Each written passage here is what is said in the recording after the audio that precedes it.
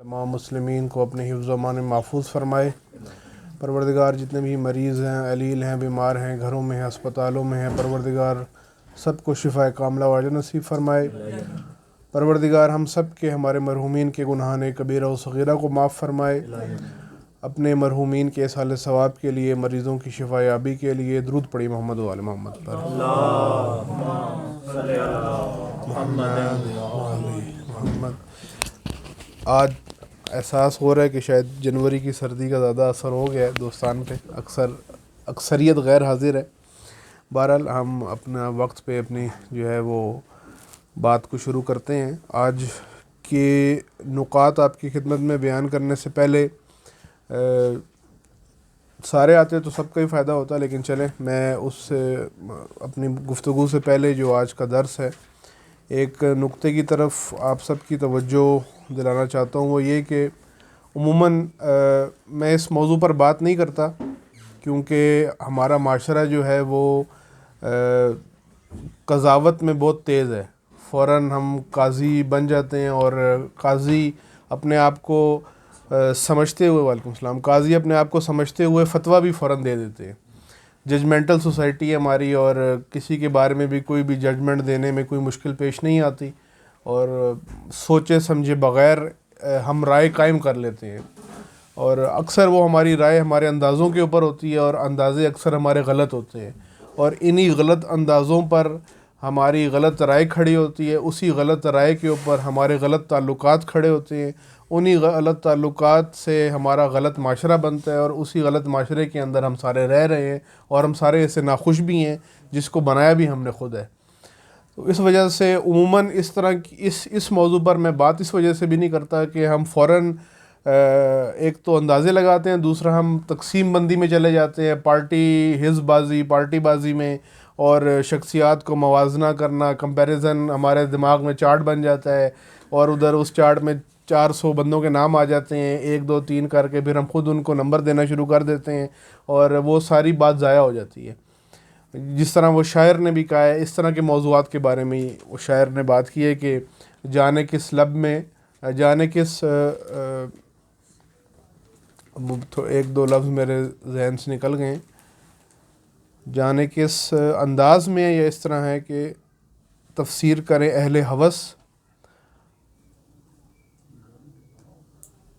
جانے کس انداز میں یا حرف میں، وہ میرے ایک لفظ مس ہو رہا ہے کہ مدح لب و رخسار کروں یا نہ کروں، یعنی میں اپنے شاعر نے یہ بات کی کہ میں کسی موضوع، ایسا موضوع ہے جس پر میں بات کرنا چاہتا ہوں، اور وہ ایک موضوع مناسب موضوع ہے، سب کے فائدہ مند ہے، لیکن بعض اوقات جانے کس رنگ میں تفسیر کریں اہل ہوس، رنگ ہے کہ وہ کیا اس سے مطلب نکالیں گے، میں کیا بات کر رہا ہوں اور وہ اس سے کیا مطلب نکالیں گے، اس لیے بعض اوقات اس طرح کی بات نہیں کی جاتی، لیکن چونکہ ہمارے موضوع سے متعلق ہے اور ایسے لوگوں سے آشنائی بھی ضروری ہے تاکہ ہم اپنے ان علمی مراحل کو طے کرتے رہیں اپنی زندگی کی باقی روٹین کے ساتھ۔ اگر کوئی یہ سوچتا ہے، میں اکثر اپنے دوستوں سے عرض کرتا ہوں جو اسکاؤٹس کی جوانان آتے ہیں، کہ اگر آپ یہ سوچیں کہ ہم تھوڑی سی زندگی میں بریک لے کے کچھ مسئلے حل کر کے اپنا گھر بنا لیں، اپنی زندگی کو سیٹ کر لیں، اور پھر ہم یہ کام کر لیں گے، تو مرتے دم تک نہ مسئلے ختم ہوتے ہیں، نہ زندگی سیٹ ہوتی ہے، نہ انسان اپنے قدموں پہ کھڑا ہوتا ہے۔ یہ سارے کام ایک ساتھ کرنے ہوتے ہیں آپ نے۔ اب ایسا تو نہیں ہے کہ مثلا ہماری ذہنیت عام طور پہ اس طرح بن جاتی ہے کہ اگر میں نے وضو کر لیا تو نماز میں کیسے پڑھوں، اگر میں نے نماز پڑھنی ہے تو روزہ کیسے رکھوں، اگر روزہ رکھ لیا تو جو ہے میں مثلا قرآن کیسے پڑھوں۔ ہم ایک کام کر کے سمجھتے ہیں کہ دوسرا کام اب ہم سے نہیں ہوگا، لیکن جب دسترخوان پہ بیٹھتے ہیں تو ایک ہی وقت میں 400 ڈشیں بھی ہوں تو ساری چکھ لیتے ہیں، بوفے میں جاتے ہیں اور وہاں جا کے ساری چکھ لیتے ہیں۔ وہاں کیوں نہیں یہ سوال کرتے کہ میں اب ایک وقت میں یہ سارے کام کیسے کروں؟ وہاں پہ آپ کہتے ہیں یہ تو کچھ بھی نہیں ہے، آپ تھوڑا موقع دیں تو پھر ہم اور معجزات دکھاتے ہیں۔ تو لیکن جب اپنی ایک ذمہ داری کی بات آتی ہے تو وہاں پر پھر ہمارا یہ رویہ ہوتا ہے کہ جی اب ہم نوکری بھی کریں، گھر بھی بنائیں، باقی کام بھی کریں، اور ساتھ یہ بھی کریں، اس طرح تو نہیں ہو سکتا۔ بہرحال یہ ہماری کچھ نفسیات ہیں جو رکاوٹ بن جاتی ہیں، اس لیے ایک کھلے دماغ کے ساتھ یہ مینڈک والی سوچ سے نکل کے، ہماری اکثر معاشرے کی سوچ وہی مینڈک والی ڈڈو والی سوچ ہے، کنویں میں رہ کے، بند ماحول میں رہ کے ہم ڈڈو فکر کے بن جاتے ہیں اور ہم تنگ نظری سے پھر ساری چیزوں کو دیکھتے ہیں.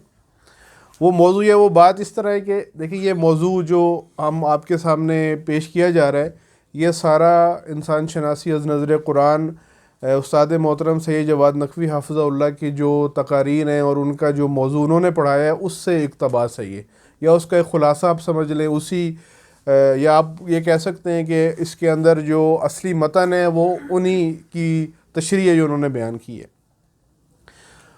اب باقی چیزوں سے ہٹ کے، کیونکہ بہت سارے جگہ پر آپ بات کریں تو پھر وہ لوگ سیاسی نظریات لے آتے ہیں، کوئی کلپ لے آتا ہے کہ وہ جو اس کلپ میں تو یہ بات انہوں نے کی تھی، یا یہ مثلا وہ سیاسی طور پہ یہ رائے رکھتے ہیں یا فلاں کے بارے میں، وہ ایسی باتیں لا کے وہ ساری ضائع کر دیتے ہیں لوگ. میں ان موضوعات کے اوپر بات بھی نہیں کر رہا، میں ان موضوعات کے حوالے سے بات کر رہا ہوں یا وہ علمی خدمت کے حوالے سے آپ کو اشارہ اس طرف دے رہا ہوں کہ جو بر صغیر کے معاشرے میں پہلے جو کام نہیں ہوا، جو دین کی مکتبی شناخت جس کو آئیڈیالوجیکل شناخت کہا جاتا ہے، یعنی دین کو ایک میپ کی شکل میں پیش کرنا اور قرآنی موضوعات کو زندہ کرنا، وہ کام کسی اور نے نہیں کیا. اب اس کا یہ مطلب نہیں کسی اور نے کوئی کام نہیں کیا، میں نے اس لیے شروع میں بات کی کہ جج نہیں بننا بلکہ ایک کھلے دماغ کے ساتھ دیکھنا ہے.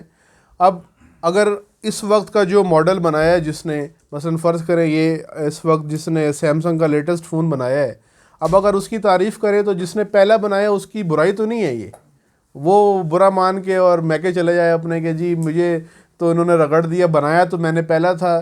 کہ ٹھیک ہے آپ نے اپنی زمانے کی محنت خدمت کی تھی، اب 2020-21 کی تو ضرورت یہ ہے، تو ہم تو اس سے بات کر رہے ہیں کیونکہ یہ ہماری ضرورت پوری کر رہا ہے. آپ نے جب فون بنایا تھا تو میسیج لکھتے ہوئے بھی بندے کی جو ہے نا انگوٹھا چھل جاتا تھا، اب تو اس نے ایسا بنایا کہ بول کے بھی ہم میسیج بھیج دیتے ہیں. تو یہ آپ کی توہین تو نہیں ہے، ظاہر ہے آپ نے اپنے مقام پر ایک خدمت کی، اس نے گراؤنڈ بنایا، اب آگے جا کے یہ کام ہوا تو ہم فوراً اس طرف بھی لے جاتے ہیں. اس لیے میں یہ ساتھ ساتھ وہ جو حملے ہو سکتے ہیں ممکنہ دوسروں کی طرف سے یا آپ کے اندر ہی حملہ ہو سکتا ہے اس کی طرف اشارہ کر رہا ہوں. بہت سارے قرآنی موضوعات اور دینی جو مکتبی موضوعات ہیں وہ کسی بھی اور شخصیت نے بر صغیر میں ان کو پیش نہیں کیا، جو باقی دنیا میں تشیع کے علماء پیش کرتے رہے. وہاں بھی کم ہے، ایرانی معاشرے میں بھی کم رہے، عراقی معاشرے میں بھی کم رہے، اور اوورآل عالمی تشیع میں بھی ان موضوعات کو پیش نہیں کیا گیا، لیکن پھر یعنی کم کیا گیا، لیکن پھر بھی کوئی چیزہ شخصیات عراق میں یا ایران میں ایسی ہوئیں، لبنان میں، جنہوں نے ان موضوعات کے اوپر بات کر کے اپنے معاشرے کے لوگوں کی ایک ڈائریکشن بدلی اور انہیں بتایا کہ بھئی یہ بھی بات ہے، یہ بھی موضوعات ہیں. مثلا اس کی میں مثال آپ کو ایسے دوں کہ شہید مطہری جب مدرسے کے اندر تھے، کوئی زیادہ عرصہ وہ مدرسے میں نہیں پڑھے، ٹوٹل مدرسے کی زندگی ان کی 12 سال ہے. اور اسی طرح امام خمینی کا بھی ایک پوری تحریک ہے. دونوں شخصیات نے جو ایک موقف دیا، امام خمینی نے یہ فرمایا اسلام گم شدہ ہے، لیکن کہاں بیٹھ کے کہا؟ کسی جو ہے نا بازار میں بیٹھ کے یہ بات نہیں کی انہوں نے مدرسے میں بیٹھ کے بات کی، حوزہ علمیہ قم میں بیٹھ کے بات کی کہ اسلام گم شدہ ہے. اس کا کیا مطلب ہے کہ ہم صرف ایک خاص سبجیکٹ کے اوپر زور ہم نے لگایا ہوا ہے، باقی سارے سبجیکٹ ہم نے چھوڑے ہوئے ہیں، لہٰذا اسلام ہمارے ہاتھ سے نکل رہا ہے. جو جس طرح پچھلی دفعہ میں نے آپ کے سامنے وہ دائرہ بنا کے اور وہ اشارہ کیا تھا کہ ایک خاص نقطے کو ہم نے فوکس کیا ہوا ہے، باقی سارا نقشہ ہماری نظروں سے اوجھل ہے. ایسا نہیں کہ وہ نہیں ہے، ہمیں نظر نہیں آ رہا. شہید مطہری نے بھی یہی فرمایا کہ میں نے جب دیکھا کتابوں میں، مدرسے میں گیا، میں نے دین پڑھا، اور جب میں نے معاشرے میں دیکھا تو مجھے نظر آیا کہ جو کتابوں کا دین ہے وہ اور ہے، اور جو معاشرے میں دین ہے وہ اور ہے. معاشرے میں وہ دین نہیں ہے جو کتابوں کے اندر تھا. تو میں نے یہ عہد کیا کہ میں یہ دین کتابوں سے نکال کے معاشرے میں لوگوں کو بیان کروں گا، اور وہ انہوں نے کیا. بہت سارے موضوعات انہوں نے بیان کیے. اسی طرح شہید صدر جو عراق کے اندر تھے، جنہیں صدام نے بے دردی کے ساتھ ان کی بہن کو شہید کیا، یہ وہ شخصیات ہیں جنہوں نے ان موضوعات کو متعارف کروایا جو پورے عالم اسلام کے اندر، پورے تاریخ تشیع کے اندر بالکل دبے رہے. ایسا نہیں ہے کہ انہوں نے جیب سے کچھ ڈالا ہے، وہی تعلیمات ائمہ انہوں نے بیان کی، قرآن کو بیان کیا، لیکن اس سے پہلے بیان نہیں ہوا تھا. آپ کو یہ بات شاید سن کے حیرت ہو کہ ایک زمانہ ایسا بھی گزرا ہے، کئی سو سال، کہ شیعوں کے نصاب میں، سلیبس میں امامت کا چیپٹر نہیں تھا. آپ یقین کریں گے؟ آئمہ سے جڑا ہوا زمانے کی میں بات کر رہا ہوں، لیٹسٹ زمانے کی بات نہیں کر رہا، پرانے زمانے کی بات کر رہا ہوں۔ ایک ایسا زمانہ بھی گزرا ہے جس میں شیعوں کے سلیبس کے اندر یہ نہیں کہ شیعہ کسی کرسچن اسکول میں پڑھ رہے تھے تو وہاں امامت نہیں تھی، اپنے شیعوں کے اداروں میں نصاب کے اندر مدرسوں کے اندر امامت نہیں تھی، نہیں پڑھائی جاتی تھی، کیونکہ حکمرانوں کا، حکومتوں کا اثر و رسوخ رہا، انہوں نے ایسی ساری باتیں نکلوا دیں جو حکومت کے لیے خطرہ بنتی ہیں کہ یہ بات اگر پڑھیں گے لوگ تو پھر کل کو ہم سے سوال کریں گے۔ جیسے گاؤں میں ہوتا ہے نا، دیہاتوں میں وڈیرے کسی کو اوپر نہیں آنے دیتے، کیونکہ انہیں پتہ ہے کہ سب سے پہلے یہ انگلی ہم پہ اٹھائیں گے کہ جو تم کر رہے ہو وہ تو سب سے بڑا ظلم تو تم لوگ کر رہے ہو۔ شیخ طوسی، جن کا آپ نے نام سنا ہوگا، شیخ طوسی نے سب سے پہلے یہ کارنامہ کیا کہ انہوں نے امامت کو نصاب کا حصہ بنایا کہ جس کے اوپر تمہارا مکتب کھڑا ہوا ہے وہ کون پڑھے گا، پھر وہ کب پڑھنا ہے؟ تو اس طرح کی شخصیات رہی ہیں جنہوں نے اتنے بڑے کام کیے ہیں۔ جیسے میں نے آپ کو شہید صدر کی مثال دی ہے، یا شہید مطہری کی، شہید بہشتی، خود امام خمینی ہے، رہبر معظم ہے، یہ وہ شخصیات ہیں جنہوں نے یہ کام کیا ہے کہ بالکل جو موضوعات نہیں تھے بیان کیے جاتے تھے ان کو ابھار کے وہ لے کر آئے۔ اسی طرح پاکستان کے اندر اگر آپ ایسے وہ باقی کس طرح نظام چلنا چاہیے، حکومت کیسی ہونی چاہیے، تدبیر معاشرہ کیسا ہونا چاہیے، ان موضوعات کو، ان کی بھی بہت اہمیت ہے، ظاہر ہے ہم اسی کے ذریعے ہمارا نظام چل رہا ہے، لیکن میں اس کی بات نہیں کر رہا، میں ان موضوعات کی بات کر رہا ہوں جن کے اوپر یہ سب کچھ کھڑا ہے، بنیادی اور اساسی موضوعات۔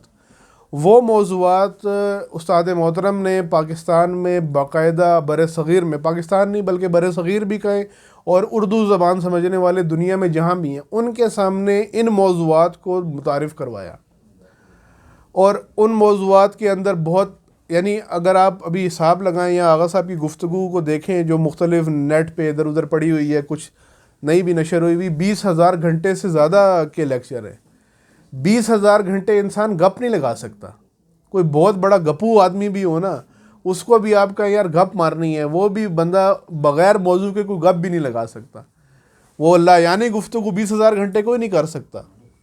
یعنی یہ بہت بالکل چھوٹے درجے کے اعتراض کرنے والے لوگوں کے لیے کہ 20,000 گھنٹے کے ایسے ہی بس اپنے مدرسے میں بیٹھ کے بولتے رہتے ہیں چار دیواری میں، وہ ایسے نہیں ہے کہ وہ بولتے رہتے ہیں، نظریات ہمیشہ اسی طرح پھوٹتے ہیں۔ 20,000 گھنٹے سے زیادہ کی گفتگو ہے جس میں یہ سارے موضوعات ہیں، بہت سارے جو آپ کے اس سلیبس یا کورس سے جن کا تعلق ہے، ان میں اساسی موضوعات جو آپ کو پڑھنے چاہیے، جن کی طرف آپ کی توجہ ہونی چاہیے۔ کتابیں بھی ہیں، لیکچر بھی ہیں، یوٹیوب پہ ہیں، اسلامی مرکز پہ ہیں، فیس بک پہ ہیں، اور کتابیں بھی بعض کی چھپ چکی ہیں۔ ان موضوعات کو آپ کو پڑھنا پڑے گا اگر آپ اس انسان شناسی کو پورا کرنا چاہتے ہیں۔ یہ صرف پورے نقشے کا ایک حصہ ہے، یہ پورے پزل کے اندر یہ انسان شناسی کا موضوع جو ہے وہ پورا نہیں ہے، کچھ پرسنٹیج ہے اس کی، باقی جب اس کے ساتھ آپ ملائیں گے تو پوری شکل اور صورت آپ کے سامنے بنے گی، اور پھر دنیا کو دیکھنے کا آپ کا جو ایک رویہ ہے یا دنیا کو دیکھنے کا آپ کا جو ایک طریقہ کار ہے وہ بھی تبدیل ہو جائے گا۔ مثلا انہی موضوعات میں انسان شناسی کا جو موضوع ہے، یہ بھی شاید اگر آپ تحقیق کریں تو کتنے اردو زبان میں کتنے علماء نے اس موضوع پر بات کی ہے مستقل، مسلسل، آپ کو شاید مشکل سے چند ایک انگلیوں پہ گننے والے لوگ مل جائیں، وہ بھی مشکل ہے کہ مسلسل کسی نے بات کی ہو۔ اسی طرح ایک موضوع ہے سنن الہی، قرآن، سنن الہی در قرآن، کہ قرآن کے اندر اللہ نے اپنی سنت، ہم نے ایک لفظ سنا ہوا ہے سنت رسول، سنت اہل بیت، لیکن آج تک ہم نے سنت الہی نہیں سنا تھا کہ اللہ کی بھی سنت ہوتی ہے۔ ایسے یہ سارا نظام اللہ کی سنت پہ چل رہا ہے۔ اگر آپ سنت الہی کو مائنس کر دیں تو پورا نظام ختم ہو جائے گا۔ یہ سارے کا، اور یہ ساری سنتیں کہاں بیان ہوئی ہیں؟ یہ ساری قرآن کے اندر بیان ہوئی ہیں۔ ہمارے بہت سارے سوالات ختم ہو جائیں گے اگر ہمیں یہ سنتیں سمجھ میں آ جائیں، یہ ہم پڑھ لیں۔ یہ موضوع کس نے پہلے پڑھایا؟ شہید صدر نے پڑھایا۔ شہید صدر نے یہ موضوع، لیکن ان کو موقع نہیں ملا، شہید کر دیا، کہ تھوڑا سا انہوں نے اس موضوع کے اوپر بات کی، لیکن اللہ تعالیٰ نے توفیق دی، آغا صاحب نے کئی سال اس موضوع کے اوپر بات کی لوگوں کے سامنے، رمضان کے اندر اس موضوع کو بیان کیا، اس معاشرے میں جس معاشرے میں یہ تصور بھی نہیں تھا کہ یہ بھی کوئی موضوع ہو سکتا ہے۔ یعنی کیا موضوع؟ اللہ کی سنتیں۔ اب وہ اللہ کی سنتیں آپ پڑھیں یا سنیں تو آپ کو اندازہ ہوگا کہ ہمارا سارا نظام انہی سنتوں پر چل رہا ہے۔ مثلا میں آپ کو ایک مثال کے طور پہ اشارہ کر دوں. اب جب کرونا کا دباؤ تھا شروع میں 2020 جنوری فروری، اور پوری دنیا میں تھا، پاکستان میں فروری مارچ میں آیا، تو بہت سارے لوگوں نے کیا بات کی تھی کہ اللہ کا عذاب ہے. یہ بات کی تھی نا کہ یہ اللہ کا عذاب ہے. بلکہ شروع میں عذاب سے متعلق کلپ بھی چلے، اور ظاہر ہے ہر مہینے ایک الگ سلیبس آتا رہا کرونا کا، تو شروع میں یہ چلتا رہا. اب اگر آپ قرآن میں اللہ کی سنتیں آپ نے پڑھی ہوئی ہوں تو آپ سیدھے طریقے سے دو ٹوک فوراً کہہ سکتے ہیں کہ یہ عذاب نہیں ہے، کیونکہ عذاب جو ہے اللہ کی ایک سنت ہے، اور اس کا ایک پورا ایک اللہ کا طریقہ کار ہے عذاب کا، ایک وہ پوری ایک سنت ہے. اس طرح عذاب نہیں آتا جس طرح یہ عذاب ہے. عذاب میں مہلت نہیں ہوتی. عذاب جب آتا ہے تو ختم سب کچھ. سابقہ آپ نے قوموں کا عذاب سنا ہے نا، قرآن میں پڑھا ہے. جب عذاب آیا تھا کسی کو مہلت ملی؟ بس وہ نبی خدا یا ولی کو نکلنے کی مہلت ہوتی تھی. جب وہ علاقے سے نکلتے تھے تو اس کے بعد پھر ختم. عذاب میں مہلت. ادھر عذاب، ادھر کون سا کرونا کا عذاب آیا ہے، علاج بھی ہو رہے ہیں، ویکسینیں بھی آ رہی ہیں، ہسپتال بھی جا رہے ہیں، ماسک بھی لگا رہے ہیں، گھروں میں لاک ڈاؤن میں بیٹھے ہوئے ہیں. یورپی ممالک میں پیسے بھی ملے لوگوں کو گھر بیٹھنے کے، یہاں تو جیب سے گئے ہیں، وہاں پہ ملے ہیں. بہرحال یہ کس طرح، اب بہت سارے علماء نے بھی کہہ دیا عذاب ہے، لیکن جس نے سنن الہی پڑھی ہوئی ہے وہ کہتا ہے کہ نہیں یہ عذاب، کیونکہ عذاب اس طرح نہیں آتا. عذاب اللہ کی ایک سنت ہے، اور عذاب آتا ہے تو اس میں مہلت، وہ بس آتا ہے اور ٹھا کر کے نکل جاتا ہے، ختم. پھر کہ پیچھے کچھ بھی نہیں رہتا، کچھ باقی نہیں بچتا. تو یہ میں نے مثال کے طور پہ ایک بات کی ہے. یہ ایک موضوع ہے جو بیان کیا آغا صاحب نے اردو زبان میں. مثلا شہید صدر نے عربی میں بیان کیا، ہم بھی، ہمارے لیے بھی سمجھنا پڑھنا مشکل ہوتا. وہ عربی اس کی پہلے تشریح کرتے، تفسیر کرتے، پھر استاد سے پڑھتے، پھر لوگوں، ایک آدمی کے ذریعے اللہ تعالیٰ نے پوری اردو زبان کی جو بھی نسلیں ہیں ان کے لیے موضوع آسان کر دیا. ظاہر ہے بہت سارے ابھی اسے سمجھیں گے نہیں. وہ علامہ اقبال والی بات ہے کہ میرا یوسف اس بازار میں بکتا نہیں ہے. میرا یوسف جس بازار میں بکے گا وہ کسی زمانے میں آئے گا. تو وہ انہوں نے تمثیل اس سے لی نا، استعارہ کر کے، اور وہ واقعہ سارا اس سے بیان کیا کہ حضرت یوسف بکے تھے جس طرح 2 درہم یا جتنے بھی، بہت کم قیمت لگی تھی اس وقت. تو کہا یہ میرا یوسف اس بازار میں کوئی قدر شناس نہیں ہے جو ادھر خرید سکے. علامہ اقبال نے اپنے افکار کے بارے میں کہا تھا کہ میرے افکار یہاں کوئی، اسی لیے انہوں نے بعد میں زبان بھی تبدیل کر لی تھی. اردو سے وہ فارسی میں چلے گئے تھے. 9000 شعر ان کے فارسی میں ہیں، 6000 ان کے اردو میں شعر ہیں، اور رہتے کہاں تھے؟ اردو زبان کے معاشرے کے اندر. لیکن انہیں پتہ تھا ادھر سمجھنے والے نہیں ہیں، بس زور جتنا لگنا تھا لگ گیا. ابھی فارسی والوں پہ لگاؤ، فارسی والے سمجھ گئے، ان کے اندر اثر بھی ہوا بہت. وہ ہم سے زیادہ اقبال کو مانتے ہیں. اسی طرح مثلا ایک موضوع ہے آداب فہم قرآن یا شناخت قرآن. قرآن کی شناخت یا قرآن کو سمجھنے کے آداب. یہ موضوع پہلے کس نے بیان کیا؟ یہ موضوع ملا صدرہ نے بیان کیا. ملا صدرہ عالم تشیع کا ایک بہت بڑا فلسفی ہے جس کو ہم جانتے ہی نہیں ہیں. ہم جسے ملا نام کے ساتھ لگتا ہے بھی ملا فضل الرحمان کی طرح نہ ہو. ملا اس کو کہتے ہیں جو بہت بڑی ڈگری کے اوپر ہوتا ہے. سمجھ لیں 10 PhD جس نے کی ہوئی ہے وہ ملا ہے. ان کا لقب تھا ملا صدرہ. انہوں نے آداب فہم قرآن پہ 10 صفحے لکھے تھے صرف، کہ قرآن کو سمجھنے کا ادب کیا ہے، کس ادب سے آپ قرآن کو سمجھیں گے تو آپ کو سمجھ. آپ میں سے جو ٹیکنیکل شعبے کے لوگ ہیں وہ اپنی اپنی فیلڈ کے بارے میں جانتے ہیں کہ اگر کوئی کام اس کے آداب کے حساب سے کیا جائے تو رزلٹ دیتا ہے.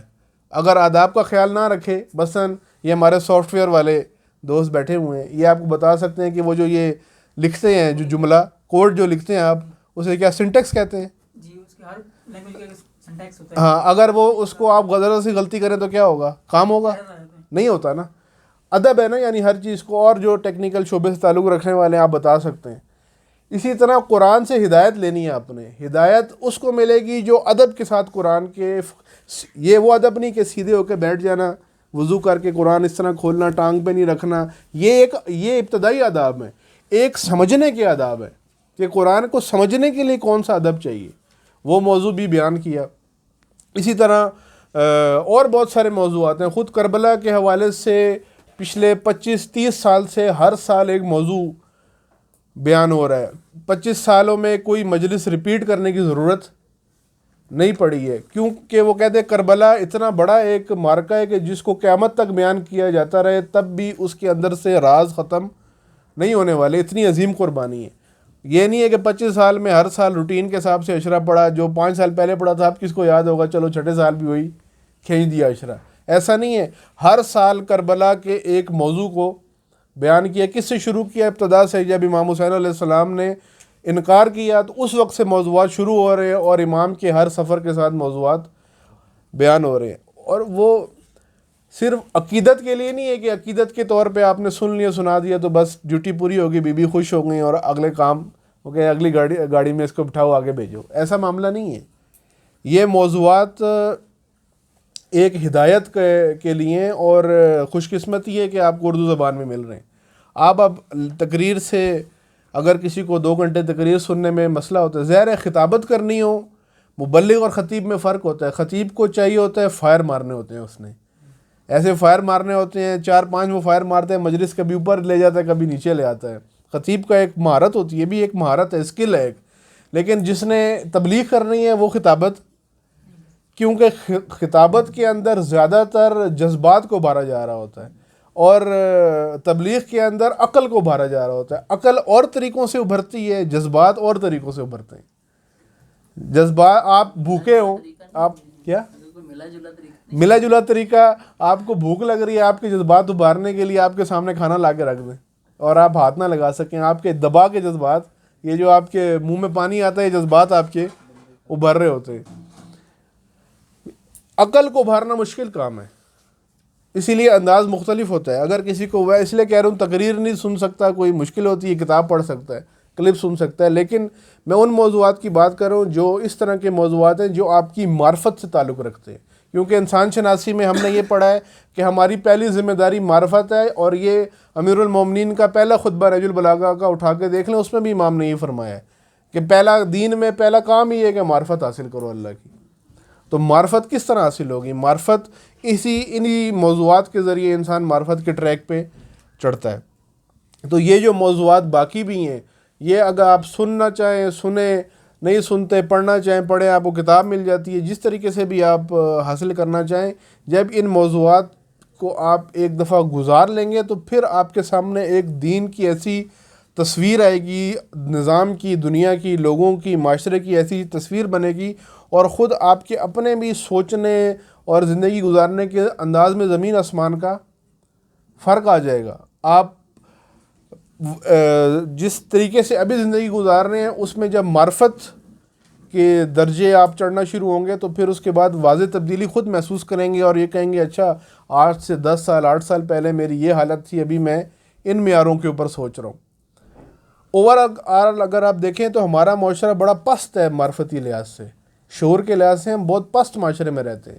ہمارے اوپر سے لے کے نیچے تک سارا ہی معاملہ خراب ہے. جو موضوعات ہمارے یہاں ڈسکس ہوتے ہیں، جن پہ بحث مباحثہ ہوتا ہے، جو ٹی وی میں آتے ہیں، ہمارے ملک کی تو یہ حالت ہے، پارلیمنٹ کی کارروائی کے لیے بھی قانون پاس ہوا ہے، 18 سال سے اوپر کے لوگ کارروائی سنا ہوگا نا آپ نے. جب ایک دفعہ زیادہ ہی کنٹرول سے باہر نکل جاتا ہے ان کا حب الوطنی، تو ایسی باتیں انہوں نے کی کہ بعد میں انہیں وہ ہدایات جاری کرنی پڑی کہ 18 سال سے کم عمر جو ہیں وہ پارلیمنٹ کی سیشن جو ہے ان کو مت دیکھیں. یا آپ نے کیا بات کرنی ہے یہاں پر جو 18 سال سے اوپر کے لوگ دیکھ سکتے ہیں، نیچے کے نہیں دیکھ سکتے. شعوری لحاظ سے ہم بہت پست ہیں، اس لیے کہ ہمارے ہاں وہ موضوعات، اور میں ابھی انسان شناسی کے اندر یہ بات آئے گی کہ ہمیں اس طرح کی بات جو ہے نا وہ لگتی ہے اجنبی لگتی ہے، ہم دشمن ہو جاتے ہیں اس کے، ہم صحیح چیز کے دشمن ہو جاتے ہیں. میں نے شاید پہلے نہیں، ادھر نہیں، ایک اور درس میں مثال دی تھی جو فلسفہ قیامت کے موضوع پر ایک درس تھا، اس میں کہ ہم نے اتنا ڈالڈا کھا لیا ہے نا کہ دیسی گھی ہمارا پیٹ خراب کر دیتا ہے. جو بالکل اصلی چیز ہے وہ ہمیں خراب لگتی ہے، اور جو جعلی چیز ہے وہ ہم اس کے خوگر ہو چکے ہیں. اور اسی وجہ سے یہ ابھی آج بھی یہ بات آئے گی کہ ہم جعلی چیزوں کے خوگر اتنے عادی ہو چکے ہیں کہ ہمیں اصلی چیز تنگ کرتی ہے، اور ہم اصلی چیز کے دشمن ہو جاتے ہیں. اور امام زمانہ کے ظہور کے وقت بھی ایسا ہی ہوگا کہ جب امام بالکل اصلی نظام لے کر آئیں گے اس وقت ہم کہیں گے یہ کیا جی. ابھی بھی ایسے ہی آپ بہت ساری چیزیں جو ہم جن کے اوپر چل رہے ہیں، اگر ہم جا کے ائمہ سے پوچھیں، ائمہ بیان کریں گے، ائمہ کے ہم فرامین دیکھتے ہیں تو حیران ہوتے ہیں، اچھا یہ مسئلہ بھی تو ہے. تو ہم مثلا اگر آپ کو کہہ دیا جائے کہ اگر آپ ٹخنوں سے اوپر کر لیں شلوار تو کوئی مسئلہ نہیں ہے، کر سکتے ہیں آپ، تو کتنے شیعہ قبول کریں گے؟ وہ مولوی کو کک مار کے مسجد سے، یہ کدھر سے وابی آ گیا، ایسے ہی ہونا ہے نا۔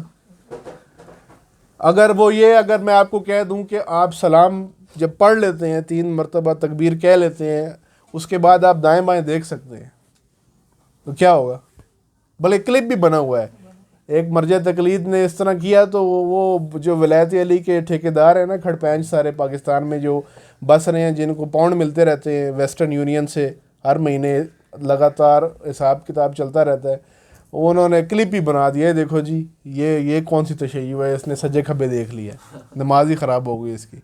تو پھر آپ ائمہ کو کیا کہیں گے جنہوں نے یہ طریقہ بتایا یہ کر سکتے ہیں، آپ انہیں کیا کہیں گے پھر؟ کیونکہ ہم ایک چیز کے یا غلط چیز کے اتنے عادی ہو جاتے ہیں کہ جب صحیح چیز آتی ہے تو وہ ہمیں ہضم نہیں ہوتی، ہم اس کے دشمن ہو جاتے ہیں۔ یہ جو حرکتیں آج ہم کر رہے ہیں، اگر ہم امیر المومنین کے دور میں ہوتے تو ہمارا یہ گمان ہے کہ میں بڑا قربانی دینے والا ہوتا، ہم ادھر بھی یہی کرتے۔ سارے تو معذرت کے ساتھ سارے تو ولد الحرام نہیں تھے نا، ہم نے تو ایک ٹائٹل ہتھوڑا پکڑا ہوا ہے، ہم نے ہتھوڑے بنائے ہوئے ہیں، ایک ہتھوڑے پہ لکھا ہے ولایت علی، ایک ہتھوڑے پہ غم حسین، ایک ہتھوڑے پہ کچھ لکھا ہے، جدھر دل چاہتا ہے وہ ہتھوڑا چلا دیتے ہیں۔ ہم نے تو یہ ہتھوڑا ایک بنایا ہوا ہے نا، جو نہیں مانتا وہ اس سے بس سارا حساب کتاب ہم چلا دیتے ہیں۔ تو سارے ایسے ہی تھے اس وقت، سارے تو ایسے نہیں تھے، بہت سارے کیوں نہیں مانے امام کو؟ اس وجہ سے کہ وہ اتنے کرپشن کے عادی ہو گئے تھے کہ جب امام نے آ کے ان کے کرپشن کو پکڑا، ان کے گریبانوں کو پکڑا، تو انہوں نے شور مچانا شروع کر دیا، یہ کون سی دین ہو رہا ہے، یہ کون سا دین ہے؟ جنگ مخالفت پہ کس بات پہ؟ غلط چیز کے اتنے عادی تھے کہ صحیح کے انکاری ہو گئے۔ یہ کسی کے ساتھ بھی ہو سکتا ہے، اس لیے اپنا معرفت کا سفر آپ کو طے کرنا بغیر کسی، میں واپس آتا ہوں ریوائنڈ کر کے پہلی بات پہ، بغیر جج کیے کہ یہ بندہ، مثلا ہم فوراً نام لے آئیں گے، اچھا تو یہ جو فلاں شاہ صاحب ہیں، فلاں نقوی صاحب ہیں، فلاں بخاری صاحب ہیں، تو وہ ٹھیک نہیں ہے کیا؟ بھئی ہم نے کسی کو غلط تو نہیں کہا ہے، ہم تو یہ آپ کو کہہ رہے ہیں کہ ایک معرفتی سفر کسی نے طے کروایا ہے جو دوسروں نے نہیں کروایا۔ آپ بے شک کسی کو بھی مانیں، لیکن آپ کو پتہ ہے کہ ایک معرفتی سفر یہ آدمی طے کروا رہا ہے، یا تو جو آپ کو پسندیدہ ہے اسی کو کہیں کہ بھائی آپ سے ہم نے پچھلے 25 سال سے یہ والی مجلس تو بار بار سنی ہے، ابھی آپ ان موضوعات پر بھی بات کریں تاکہ ہمارا کوئی کشتی آگے بھی نکلے، کوئی آگے بھی لگے ہماری کشتی، یہ پیچھے ہی آپ نے باندھ کے رکھی ہوئی ہے، وہی حساب چل رہا ہے، دادے نے بھی ہمارے یہی باتیں کی تھی، آپ نے بھی یہی کی ہیں، آگے بھی یہی ہیں، اگلا کیا کام ہے؟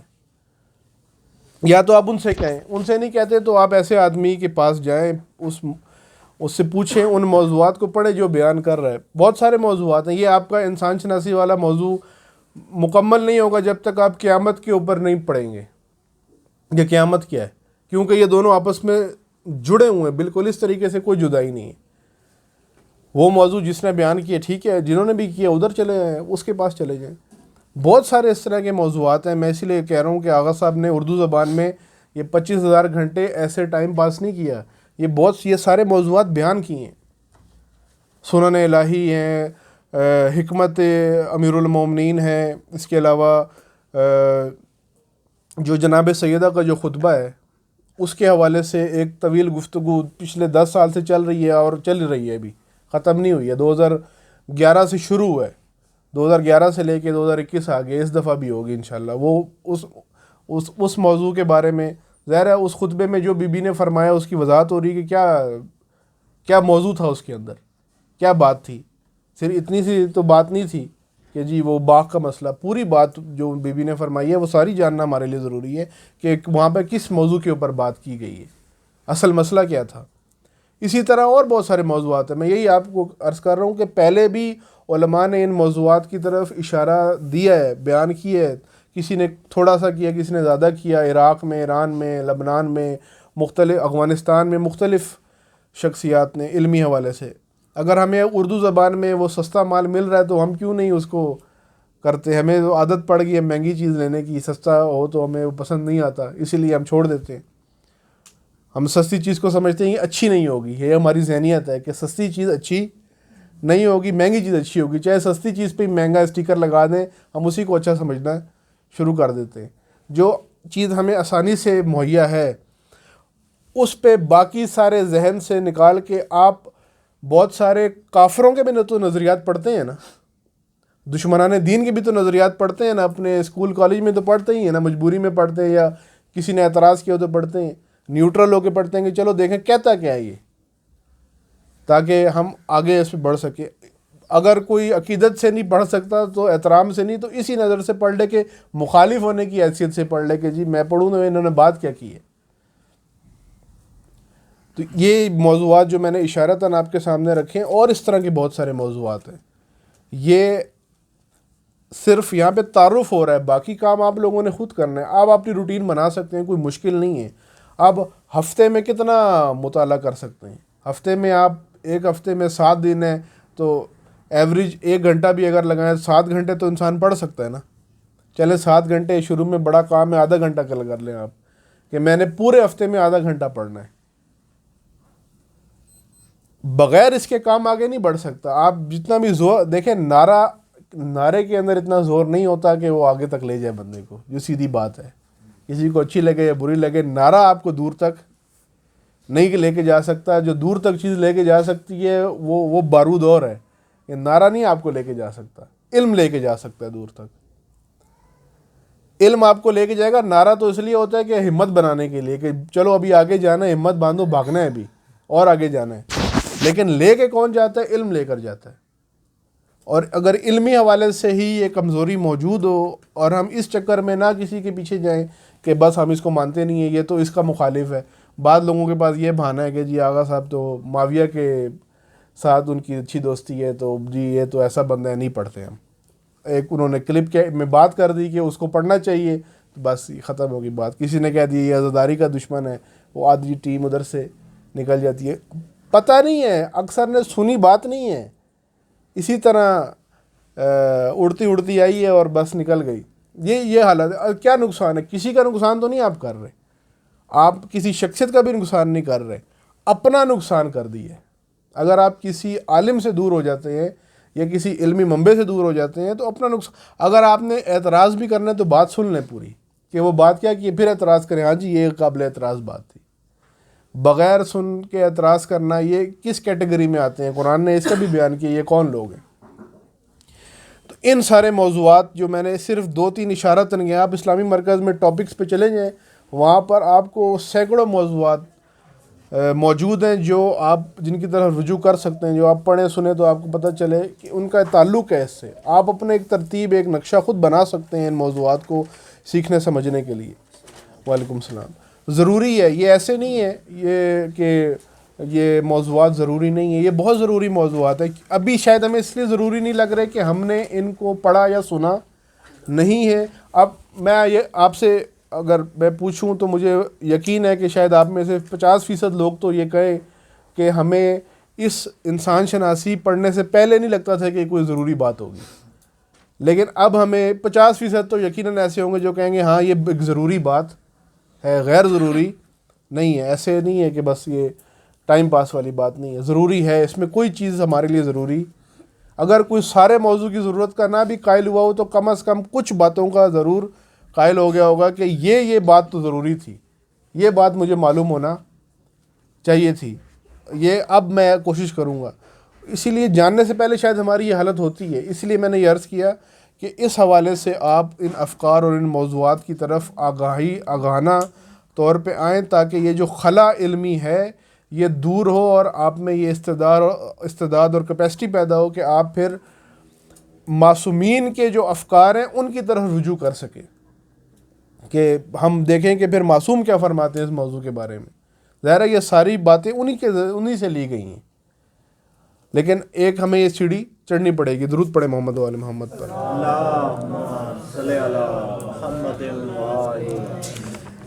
پچھلی دفعہ جہاں ہماری بات ختم ہوئی تھی وہ یہ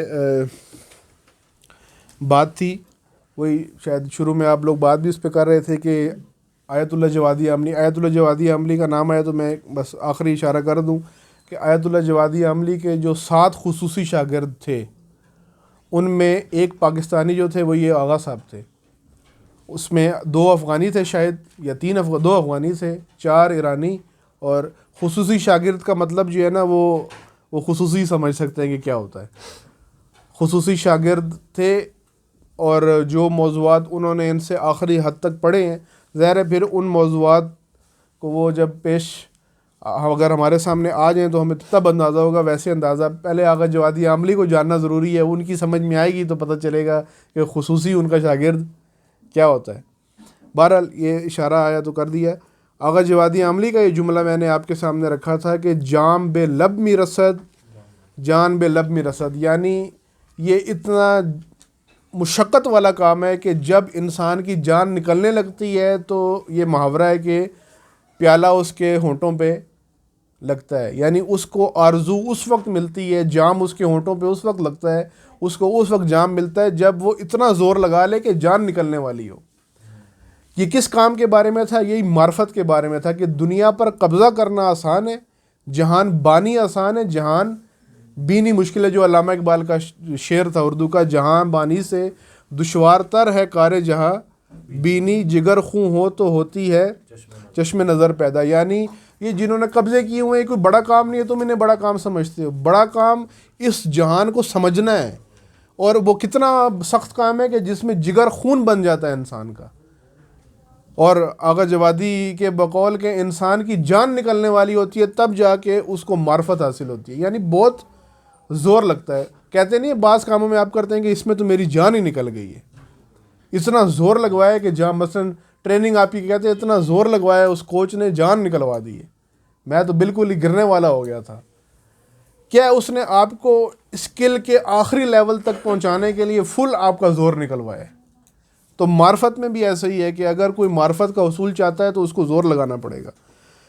اب یہاں پر اس مقام پر پہنچ کر ایک بندہ یہ کہتا ہے کہ حق تو یہ ہے کہ حق ادا نہ ہوا. یہ جملہ سنا ہوگا آپ نے، حق تو یہ ہے کہ حق ادا نہ ہوا. یہ جملہ دو طریقے سے کہا جاتا ہے. ایک جاہلانہ جملہ ہے، یہی جملہ جاہلانہ ایک عاجزی میں بھی یہی کہا جاتا ہے، اور ایک عارفانہ عاجزی ہے. ایک انسان سب کچھ کر کے، مثلا ایک آدمی فرض کریں اللہ تعالیٰ سب کے والدین کو محفوظ رکھے، جن کے حیات ہیں، جن کے دنیا سے چلے گئے، اللہ تعالیٰ ان کے والدین کو مغفرت فرمائے ان کی. اگر کوئی آدمی پوری محنت اور مشقت اور طاقت سے اپنے والدین کی خدمت کرے اور وہ اس دنیا سے چلے جائیں اور پھر وہ جملہ کہے کہ حق تو یہ ہے کہ حق ادا نہ ہوا، تو یہ پورا زور لگا کے یہ کہہ رہا ہے کہ جو ان کا مقام تھا اس کے لحاظ سے تو میں نے ان کے لیے ٹکا بھی نہیں کیا. میں تو ایک رات کا بھی ماں کو جواب نہیں دے سکا جو اس نے مجھے پیٹ میں رکھا ہے، بس جو اپنا استطاعت سے کر سکا کر دیا. لیکن ایک آدمی کچھ بھی نہیں کرتا اور وہ جنازے پہ آ کے انگلینڈ سے ویزا لے کے آ کے ٹکٹ لے کے جنازے پہ کھڑا ہو کہتا ہے حق تو یہ ہے کہ حق ادا نہ ہوا. اب یہ ایک عارفانہ جملہ ہے، ایک جاہلانہ جملہ ہے. ایک نے پورا زور لگا کے یہ بات جب وہ اس لیول تک پہنچ گیا پھر کہہ رہا ہے کہ میں نے شاید حق ادا، اور ایک آدمی نے کچھ نہیں کیا. اب یہ دونوں صورتوں میں یہ جملہ آ سکتا ہے. ایک آدمی پورا زور لگائے اور معرفت حاصل کرے، وہی جان اس کے لب پہ آ جائے اور جگر اس کا خون ہو جائے، پھر وہ یہ کہے کہ میں نے تو اللہ کی معرفت کا حق ادا نہیں کیا. تو یہ کیا ہے؟ یہ عالمانہ جملہ ہے. یہ رسول اللہ نے اس طرح کا جملہ ادا کیا. یہ رسول اللہ کہہ سکتے ہیں، رسول اللہ اس مقام پہ ہیں. لیکن ہم اگر یہ بات کریں تو ہمارے بارے میں کیا ہوگا؟ جاہلانہ جملہ ہوگا. یہ ہم نے کیا کیا اللہ کی معرفت کے لیے؟ کتنی کوشش اور صحیح کی ہے جو ہم یہ جملہ کہیں کہ حق ادا نہ ہوا. کیونکہ وہی مسئول والی بات ہے. رسول اللہ کا ہی فرمان ہے کہ سب مسئول ہیں. اب یہاں جو اگلی بات ہے وہ یہ کہ معرفت جب ہم حاصل کر رہے ہیں تو اس معرفت میں آپ کے سامنے پہلے بھی یہ عرض ہو چکا ہے کہ معرفت یعنی حقیقت کے ساتھ رابطہ. معرفت یعنی حقیقت کے ساتھ رابطہ. معرفت الہی پہلی مسئولیت ہے ہماری. خدا کی معرفت یعنی معرفت کیا ہے؟ ہماری اول ذمہ داری ہے.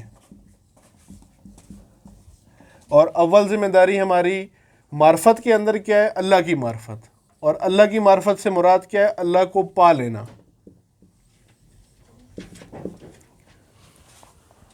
اللہ کو پا لینا، اللہ کو حاصل کر لینا. اللہ کو پا لینا سے مراد کیا مطلب؟ اللہ کو پا لینے سے مراد یہی کہ اللہ کے ساتھ انسان کا تعلق بن جائے، انسان کا اس حقیقت کے ساتھ تعلق پیدا ہو جائے. اللہ کے ساتھ تعلق ہمارا کیسے پیدا ہوگا؟ جب ہم اللہ کے علاوہ سے تعلق توڑیں گے. مناجات شعبانیہ آپ نے پڑھی ہوں گی، آپ میں سے بعض نے یا سب نے ہو سکتا ہے پڑھی ہوں. مناجات شعبانیہ وہ دعا اور مناجاتیں جو تمام ائمہ سے منقول ہیں. باقی دعائیں کسی معصوم سے منقول ہے. ایک دعا صحیفہ سجادیہ کی دعائیں امام سجاد سے ہیں، دعائے کمیل امیر المومنین سے ہیں.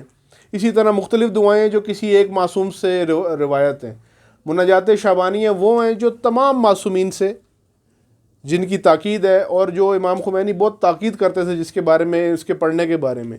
اس کے اندر ایک جملہ ہے الہی حبلی انقطاع الیک، اے خدا مجھے ایسا انقطاع دے، ایسا تعلق توڑ میرا اپنوں کے علاوہ، یعنی مجھ تیرے سے میں اس طرح جڑ جاؤں کہ باقی سب سے تعلق میرا کٹ جائے.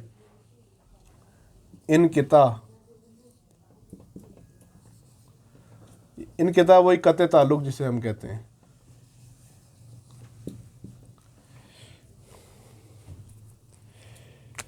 اللہ کی ویسے انسان کی ذمہ داری کیا ہے؟ معرفت. پہلی ذمہ داری معرفت میں بھی پہلے کس کی معرفت حاصل کرنی ہے؟ اللہ تعالیٰ کی. اللہ کی معرفت کا مطلب کیا ہے؟ اللہ کو پا لینا، یعنی اللہ سے تعلق انسان کا جڑ جائے. اللہ سے تعلق انسان کا کیسے جڑتا ہے؟ جب اللہ کے علاوہ سے انسان کا تعلق ٹوٹ جائے. ابھی ہمارا دل کسے کہتے ہیں؟ دل کہتے ہیں جس میں اللہ رہتا ہو. قلب کسے کہا ہے قرآن نے؟ جس میں اللہ رہتا ہو. ہمارے قلب میں اللہ رہتا ہے. یہ قلب نہیں ہے، یہ جو آپ کے اندر پمپ لگا ہوا ہے اس کو قلب، اس کو ہم اعزازی طور پہ کہہ دیتے ہیں کہ بچہ ناراض نہ ہو تو اس کو ہم نے قلب کہہ دیا. یہ قلب نہیں ہے، یہ پمپ ہے. قلب نفس میں ہوتا ہے، روح میں ہوتا ہے. یہ تو خون گندا صاف کرتا ہے، بس وہ پمپ کر رہا ہے خون. اس کو کیا ہے؟ اس میں کوئی احساسات ہیں؟ کچھ بھی نہیں ہے. وہ قلب میں جو نفس کے اندر ہے اسے قلب کہتے ہیں، یعنی جو سمجھ اور فہم درک کرتا ہے. وہ اس قلب کو قلب اس لیے کہا گیا ہے کہ اس میں اللہ ہے. اگر اس میں اللہ نہیں ہے اور گاڑیوں کی محبت ہے تو وہ قلب ہے؟ وہ قلب نہیں ہے، وہ شو روم ہے. اگر اس میں مال کی محبت ہے وہ بینک ہے. اگر اس میں جولری کی محبت ہے وہ جولری کی دکان ہے، صرافہ بازار ہے. وہ جس چیز کی محبت آپ کے قلب میں وہ وہی ہے، وہ اسی کا ظرف ہے. یہ ظرف قلب اس وقت بنے گا جب اس میں اللہ ہوگا. اور اللہ کو پانا ہے. اللہ کو پانا ہے کیا مطلب؟ اللہ سے تعلق جوڑنا. اور اللہ سے تعلق جوڑنے کا طریقہ یہ کہ پہلے باقیوں سے تو تعلق توڑو.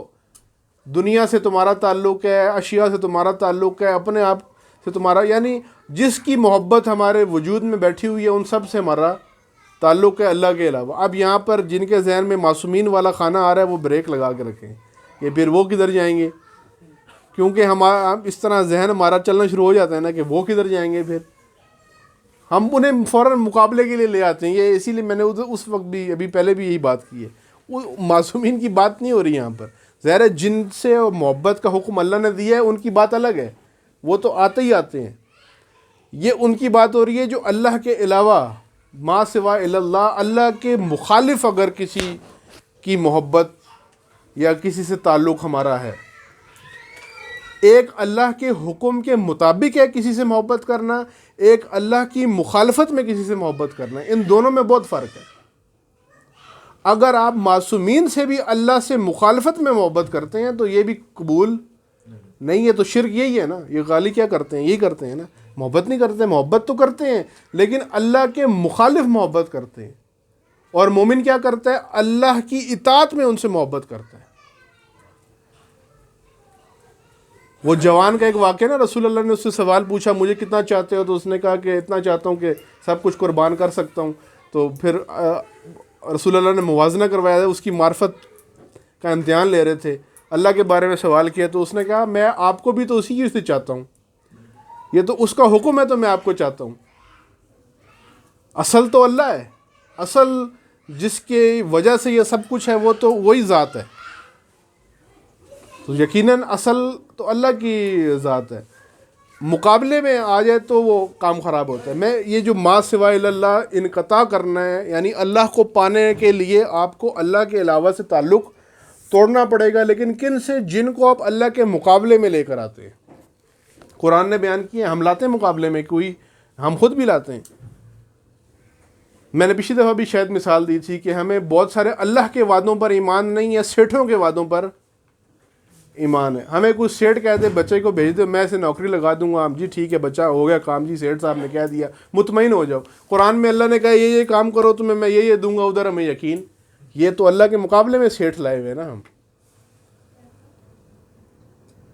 ڈاکٹروں کو بعض اوقات ہم اللہ کے مقابلے میں لے آتے ہیں, جس سے بھی ہمارا بہت ساری چیزیں ہیں, آپ مثالیں نکلتی ہیں. اللہ کے مقابلے میں جس کو ہم نے کھڑا کیا ان سب کو توڑنا پڑے گا, ان سے تعلق ٹوٹے گا تو پھر اللہ کو ہم پا سکتے ہیں, اللہ سے ہمارا تعلق جڑ سکتا ہے. اللہ کو پانے کا مطلب یہ نہیں ہے کہ اللہ کو تلاش کرنا ہے, کیونکہ تلاش اسے کیا جاتا ہے جو گم ہو چکا ہو. اللہ تو گم نہیں ہے, اللہ گم ہے, اللہ گم ہے, اللہ تو گم نہیں ہے, ہم گم ہیں. کس طرح گم ہیں ہم؟ ہماری توجہ نہیں ہے. جو چیز تلاش اسے کیا جاتا ہے جو گم چکا ہو. آپ کے سر پہ اینک رکھی ہوئی ہو اور آپ پورے گھر میں ڈھونڈتے رہے اینک کدھر ہے, ملے گی آپ کو اینک؟ کیوں نہیں مل رہی؟ کیونکہ وہ گم ہی نہیں ہے. وہ تو آپ کے سر پہ کان پہ رکھی ہے, پین لگا کے ادھر گھوم رہے, یا پین پتہ نہیں کدھر چلا گیا. یہ میں ماما پہن کے ڈھونڈتا ہوں, ماما میرا کدھر چلا گیا, تو سر گما تو ہے ہی نہیں جو میں ڈھونڈ رہا ہوں. ڈھونڈی تلاش وہ چیز کی جاتی ہے جو گم چکی ہو. اللہ گما نہیں ہے کہ ہم نے اسے ڈھونڈنا ہے, ہم غافل ہو گئے ہیں, توجہ نہیں ہے. اللہ کی طرف متوجہ ہونا ہے, ہم نے توجہ کرنی ہے, تلاش نہیں کرنی. ڈھونڈنا ہم نے اپنے آپ کو, گم ہم خود ہوئے ہیں. تلاش ہم نے اپنی کرنی ہے, اللہ کی طرف توجہ کرنی ہے. اللہ کی طرف توجہ کریں گے تو ہم اللہ کو پا لیں گے. اللہ تو ہمارے ساتھ ہے. اللہ تو کہہ رہے کہ تم مجھے پکارو میں جواب دوں گا. اللہ تو کہہ رہا ہے میں تمہاری شہرک سے قریب ہوں. اللہ کہہ رہا ہے کہ میں بندے اور اس کے دل کے بیچ میں حائل ہوں. تو وہ تو گما ہی نہیں ہے, تو کس کو ڈھونڈ رہے ہیں ہم نے ڈھونڈنا اپنے آپ کو ہے, لیکن اللہ کی طرف توجہ کرنی, کیونکہ ہماری توجہ اللہ کی طرف. آپ خلوت میں بیٹھے ہیں, کمرے میں کوئی نہیں ہے, اس کمرے میں سب چلے جائیں, عمران بھائی اکیلے بیٹھے ہوئے, یہ اللہ نہیں ہے اس کمرے میں, ہے نا اللہ. لیکن وہ اسی وقت ان کا دل کرتا ہے ابا ابھی میں سو رہا ہوں, نماز کا ٹائم ہوا, کون دیکھنے والا ہے, ٹھیک ہے چھوڑو آج فجر کو جان دے, اس لوکل گاڑی والے کی طرح, ٹھیک ہے جن آج نماز نہیں پڑھتے, خیر ہے. اب کیا ہوا ہے کہ اللہ نہیں ہے لیکن توجہ نہیں ہے اللہ کی, غفلت. اگر غافل نہ ہوتے تو نہیں اللہ تو دیکھ رہا ہے نا. وہ بچہ واقعہ آپ نے سنا ہوا نا بچے کا, وہ جو مرغی ذبح کرنے کے لیے جاتا ہے اور بڑا فیورٹ بچہ ہوتا ہے استاد کا, سارے کہتے ہیں کہ اس کو آپ نے سر پہ چڑھایا ہوا ہے, تو وہ استاد کہتا ہے کل چھری اور مرغی لے آنا, سب کو کہتا ہے جاؤ خلوت میں ذبح کرو جہاں کوئی نہ ہو. سارے بچے ذبح کر کے لے آتے ہیں, وہی فیورٹ بچہ نہیں لے کے آتا, وہ صحیح سالم مرغی لے آتا ہے. تو سارے کہتے ہیں دیکھیں جی آپ اس کو اتنا پسند کرتے تھے, آپ کی تو بات ہی نہیں مانتا. تو وہ کیا کہتا ہے کہ آپ نے کہا تھا کہ جہاں کوئی نہ ہو وہاں ذبح کرنا, میں جہاں گیا اللہ ضرور تھا وہاں پہ, تو میں کیسے ذبح کر دوں اس کو؟ مجھے تو خلوت ایسی نہیں ملی جہاں کوئی بھی نہ ہو. اب کیا ہے, توجہ تھی اس کی توجہ تھی. نماز میں بھی یہ بیان کیا کہ نماز میں اگر آپ کی توجہ خدا کی طرف نہ ہو تو یہ احساس کریں کہ مجھے اللہ دیکھ رہا ہے. اپنی توجہ نماز میں مرکوز رکھنے کے لیے یہ خیال کریں, یہ احساس کریں کہ میں اللہ کو نہیں دیکھ رہا لیکن اللہ تو مجھے دیکھ رہا ہے نا. جیسے آپ کہیں بیٹھے ہوتے ہیں ٹیسٹ انٹرویو کے لیے, آپ تو پیپر پہ دیکھ رہے ہوتے ہیں لیکن آپ کو ہوتا ہے وہ استاد مجھے دیکھ رہا ہے, وہ افسر مجھے دیکھ رہا ہے, وہ سیکورٹی والے مجھے دیکھ رہے ہیں. آپ اس کو نہیں دیکھ رہے ہوتے لیکن آپ کو احساس ہوتا ہے, اس لیے آپ پرواہ کر کے بیٹھے ہوتے ہیں, اٹینشن بیٹھے ہوتے ہیں, غافل نہیں ہوتے. اللہ کو پا لینا کا درجہ یہی ہے کہ ہم نے اللہ کی طرف توجہ اپنی لے کے جانی کہ وہ ہے ہمارے ساتھ. پھر آگے سفر شروع ہوگا. اب اللہ کی طرف توجہ کے جو راستے اور طریقے ہیں وہ کیا ہیں؟ آیات ہیں اللہ کی. اللہ کی آیات کے ذریعے ہم اللہ کو پا سکتے ہیں. آیات بھی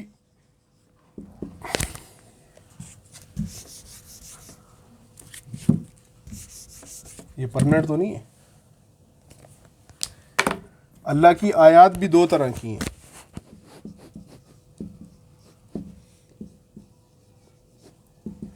ایک اللہ کی آیات ہیں آفاقی اور ایک ہے انفسی. ایک اللہ کی آیات ہیں آفاقی اور ایک آیات ہیں انفسی. آفاقی آیات وہ ہیں جو آپ کے وجود کے علاوہ جو بھی اللہ کی آیات ہیں وہ ساری اللہ کی آفاقی آیات ہیں. یہ نظام, باقی انسان, یہ کائنات, یہ نظام شمسی, یہ نباتات، یہ حیوانات، یہ جو کچھ بھی ہے نظام میں، یہ سارا اللہ تعالیٰ کی آیات ہیں، اللہ کی نشانی ہے. آیت نشانی کو کہتے ہیں. یہ ایک طریقہ ہے. لیکن ایک آیات الہی کون ہے؟ خود آپ بھی ایک آیت الہی ہیں. ہم سب خود بھی کیا ہیں؟ اللہ کی ایک نشانی ہے. اور ہمارے اندر اللہ کی ہزارہا و سینکڑوں نشانیاں لا تعداد، جس طرح امیر المومنین نے فرمایا پوری کائنات ہے، وہ نشانیاں موجود ہیں. آسان طریقہ یا تیز طریقہ اللہ کی معرفت حاصل کرنے کا اور اللہ کو پا لینے کا یہ ہے کہ انسان انفسی آیات کی طرف دیکھے. اس سے کیا ہوگا؟ پہلے اپنی معرفت حاصل کرے گا، اپنے آپ کو ڈھونڈ لے گا، اور پھر انہی کے ذریعے اللہ کی معرفت کا راستہ آسان ہو جائے گا. لہٰذا اپنی طرف توجہ انسان کی ضروری ہے. یہاں پر حافظ ایک ایرانی شاعر ہے، اس کا ایک شعر ہے کہ وہ یہاں پر آ جاتا ہے کہ ہماری یہ حالت ہے کہ دوست گھر میں ہیں اور ڈھنڈورا پورے، جیسے کہتے ہیں بچہ گھر میں ڈھنڈورا شہر میں. بچہ گھر میں کہیں چھپک کے سو رہا ہے اور پورا علاقے میں شور مچایا، بچہ گم گیا، بعد میں پتہ چلا بچہ پلنگ کے نیچے سے نکل رہا، سو رہا تھا. یا ایک اور ہے کہ پانی کوزے میں ہے لیکن ہم، یعنی پانی مٹکے کوزے کے اندر، کولر میں، آج کل کوزے مٹکے کہاں ہے، کولر میں، بوتل میں، فریج میں پڑا ہوا ہے اور ہم پیاسے بیٹھے. ہماری یہی حالت ہے کہ دوست بھی گھر میں ہے اور پانی بھی مٹکے کے اندر ہے، لیکن ہم پیاسے بھی بیٹھے ہیں اور دوست کو ڈھونڈ بھی رہے ہیں، کیونکہ غافل ہیں، توجہ نہیں ہے. توجہ آ جائے تو پتہ چلے گا کہ سارا مسئلہ تو ادھر ہی حل ہونا ہے، میں کہاں جاؤں، مسئلہ تو یہیں پر حل ہو جائے گا. توجہ کی ضرورت ہے. پانا یعنی حقیقت سے رابطہ، وہ جو پہلے بات ہو چکی ہے، یعنی وجدان پانا، وجدان ایک ہی چیز ہے. وجدان پانا، وجدان فارسی عربی میں کہہ لیں آپ، پانا اردو میں کہہ لیں، وہ والا پانا نہیں ہے. وہ کسی کے پانا نہ آ جائے ذہن میں. ہاں، حاصل کرنا یعنی پانا، یعنی حاصل. ظاہر ہے جو جس ماحول میں زیادہ رہتا ہے پھر وہی چیزیں اڑ اڑ کے آتی ہیں ذہن میں.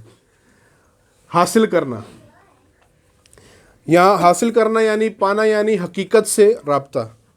اب یہاں پر دوسری بات جو آ رہی ہے، جو میں پہلے آپ کے سامنے کر چکا ہوں، ابھی بھی اشارہ کیا تھا کہ جو چیز ہم جس کے عادی ہو چکے ہوتے ہیں وہ جعلی بھی ہو تو ہمیں ٹھیک لگتی ہے. جیسے میں نے مثال دی، ڈالڈا اتنا کھایا کہ ابھی گھی ہمیں ہضم نہیں ہوتا. اور بھی اسی طرح آپ کوئی دیسی سی خوراک اپنے بچوں کو کھلائیں نا، جو یہ سلانٹی اور لیس کے عادی ہو چکے ہیں، انہوں نے کہنا ہے یہ کیا ابا کچرا کھلا رہے ہو. حالانکہ ابا کہہ رہے تو خود کچرا کھا رہا ہے بچپن سے، یہ کچرا ہے، یہ جو میں چیز لے کے آئی ہوں تو ٹھیک چیز ہے، لیکن بچے کو وہ پسند نہیں آتا کیونکہ خوگر ہو چکا ہے، عادی ہو چکا ہے. یہ بات کس نے کی؟ یہ بات مرزا قمی ایک عالم تھے، انہوں نے اپنی کتاب میں کی کہ لوگ جس کے خوگر ہوں اسے صحیح اور اصلی سمجھتے ہیں اور کامل تر پر شک کرتے ہیں. یہ ان کی کتاب میں جملہ موجود ہے کہ لوگ جس کے عادی ہوتے ہیں، جیسے میں نے مثال دی امام زمانہ کے ظہور کے وقت یہی ہوگا کہ علماء یا عوام یا مسلمان جو بھی ہیں غلط دین کے اتنے عادی ہو چکے ہوں گے کہ صحیح دین ان کو غلط لگے گا، اس پہ شک کریں گے. آپ نے بعض اوقات دیکھا ہوگا کوئی نیا مومن ہوتا ہے، کوئی نیا شیعہ مسلمان ہوتا ہے، یا مسلمان ہو جائے، شیعہ ہو جائے، جو بھی ہو جائے، وہ زیادہ عمل کر رہا ہوتا ہے. ایسا ہی ہے نا. اور جو پیدائشی شاجی ہوتے ہیں وہ ٹھیک ہے جی ہمارا کام آگے لگا ہوا ہے، ہمیں مسئلہ نہیں ہے، وہ نہیں کر رہے ہوتے. کیوں؟ اس لیے کہ جو نیا آتا ہے اس کے پہلے کوئی ذہن میں کچرا موجود نہیں ہے، وہ کسی غلط چیز کا خوگر نہیں ہے، وہ ٹھیک چیز کے سامنے آ گیا. ایک جو پہلے سے عادی ہو چکا ہے کہ کیا کر رہا ہے، بس نعرہ لگاؤ تو حساب کتاب ہو جاتا ہے سارا. جو ان چیزوں کا خوگر ہو چکا اس کو آپ کہیں کہ امام نے تو یہ کام بھی کیے تھے، تو وہ اس کا دشمن ہو جاتا ہے، اس پہ شک کرنے لگتا ہے. ہم یہ انسان شناسی میں یہ بات کر رہے ہیں، ہماری یہی حالت ہے. ہم جعلی انسانوں کو اصلی سمجھتے ہیں، اور اگر اصلی انسان ہمارے سامنے آ جائے تو ہم اس پہ شک کرنے لگتے ہیں، یا ہم اس کو بڑا درجہ دے دیتے ہیں، یا شک کرتے ہیں یا بڑا درجہ دے دیتے ہیں. مثلا آپ میں سے کوئی حضرت یوسف علیہ السلام کا وہ جو دربار والا قصہ تھا جس میں دعوت پہ ان عورتوں کو بلایا تھا زلیخا نے، وہ کوئی بیان کرے اگر کسی کے ذہن میں کیا ہوا تھا وہاں پر؟ حضرت یوسف تو انگلیاں کٹی تھی اس میں. انگلیاں کاٹی تھی. کیوں انگلیاں کاٹی انہوں نے؟ حضرت یوسف علیہ السلام کو دیکھ کے تو ان کا وہ دھیان اور انہوں نے کیا جملہ کہا تھا اس وقت؟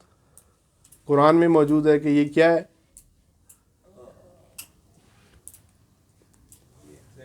کیا کہا تھا؟ فرشتہ کہا تھا. انہوں نے کیا کہا تھا کہ یہ تو کوئی فرشتہ ہے. انگلیاں انہوں نے, وہ سارا ماجرا پہلے ہو چکا تھا. اس عورت نے حضرت یوسف کو گناہ کی طرف مائل کیا. حضرت یوسف نے مزاحمت کی, اس نے پکڑوا دیا, کافی عرصہ جیل میں رہے. اس کے بعد جب لوگوں نے, عورتوں نے باتیں کی تو اس نے طریقہ کیا نکالا؟ جیل سے پہلے کی بات ہے یہ. کیا اس نے طریقہ نکالا کہ ساری جو عورتیں باتیں کرتی تھیں ان سب کو دعوت پہ بلایا, اور حضرت یوسف کو کہا کہ پھل کا جو پھلوں کا آپ نے وہ تشت ہے اس کو اٹھا کر ساری عورتوں کے بیچ میں آنا ہے, انہیں چھریاں اور پھل دینے تاکہ وہ دیکھیں کہ میں ایسے سلپ نہیں ہوئی, یہ واقعاً بہت حسین آدمی ہے. اس کی ایک اسٹریٹجی تھی اپنے آپ کو وہ کرنے کے لیے کہ تم بھی ساری ایسی ہی ہو. گندی عورت تھی نا, گندی ذہنیت تھی اس کی, اس نے اسی طرح کی حرکت کرنے کی کوشش کی سب کے ساتھ. اب البتہ بعد میں اس وقت کی بات کر رہا ہوں, بعد میں بعض کہتے ہیں کہ وہ ٹھیک ہو گئی تھی, بعض کہتے ہیں کہ نہیں اس کو قرآن نے ایسی پیش کی ہے. میں وہ بات نہیں کر رہا, میں اس موقع پہ جیسی وہ عورت تھی وہ بات کر رہا ہوں, اس خاص موقع کے اوپر. تو کیا ہوا کہ عورتوں نے پھل اٹھائے, اور پھل اٹھا کے جب حضرت یوسف کے چہرے کو دیکھا تو انہوں نے پھل کاٹتے ہوئے اپنے انگلیاں ہی کاٹ لیں. ادھر بیچ میں یہ موضوع آیا تو میں اشارہ کر دوں, یہ بھی آغا صاحب کی تقریروں میں آپ کو مل جائے گا. ایک بات آپ ذہن میں رکھیں کہ نبی جو ہے اللہ کا جو نمائندہ ہوتا ہے اس کو دیکھ کے شہوت نہیں ابھرتی کبھی بھی. شہوت جو ہے انسان کے اندر, مرد کے لیے اندر عورت کے لیے, عورت کے اندر مرد کے لیے, وہ اللہ کے نمائندے کو دیکھ کے, نبی کو دیکھ کے شہوت نہیں ابھرتی. اس لیے یہ اس نے انگلیاں نہیں ان عورتوں نے سب نے کاٹ دی تھی کہ ان کی شہوت ابھر گئی تھی, اتنا حسین مرد ہے یہ. کیونکہ اگر شہوت ابھرنے کا موقع ہوتا تو جب حضرت یوسف نوجوان تھے, جب داڑھی نہیں نکلی تھی, تو اس وقت تو ایک بچہ زیادہ خوبصورت ہوتا ہے نا, ایک لڑکا بھی زیادہ خوبصورت کس وقت ہوتا ہے؟ جب مردانگی اس پر نہیں آتی. اس وقت کیوں نہیں کسی نے ایسی حرکت کی؟ کیوں انہوں نے فرشتہ کہا تھا؟ اس وجہ سے کہ اتنا حسن ہونے کے باوجود ایک جوان گناہ کی طرف مائل نہیں ہوتا تو یہ فرشتہ ہو سکتا ہے, یہ تو انسان. یعنی ان کے تصور یہ تھے کہ انسان نے تو گڑبڑ کرنی ہے. وہ کیونکہ وہ اتنی غلط مثالیں اپنے معاشرے میں, ایک حسین جگہ ہے مصر کے لوگ حسین ہوتے ہیں, آج بھی حسین ہیں. وہ ایک تصور ہے کہ مثلا یہ اگر کوئی حسین مرد ہے یا حسین عورت ہے تو انہوں نے گناہ کرنا ہی ہے, ان کے لیے راستہ تو آسان ہے, ان کے لیے باقیوں سے آسان ہے. اور اگر کوئی اتنے حسن کے ساتھ گناہ کی طرف مائل نہیں ہوتا, یہ ایک تفسیر علماء بیان کرتے ہیں بعض کے, اس کا مطلب ہے کہ یہ انسان نہیں بلکہ فرشتہ ہے. وہ یہ میں مثال یا واقعہ کیوں بیان کر رہا ہوں؟ اس لیے کہ ہماری بھی یہی حالت ہے. ہم عام طور پہ جعلی انسانوں کے اتنے عادی ہو چکے ہیں کہ اگر کوئی نارمل انسانوں سے بہتر آدمی ہمیں مل جائے تو اسے کیا کہتے ہیں؟ یہ تو فرشتہ ہے. کہتے ہیں نا, یہ تو فرشتہ صفت آدمی ہے. حالانکہ انسان ہونا فضیلت ہے یا فرشتہ ہونا فضیلت ہے؟ انسان ہونا فضیلت ہے.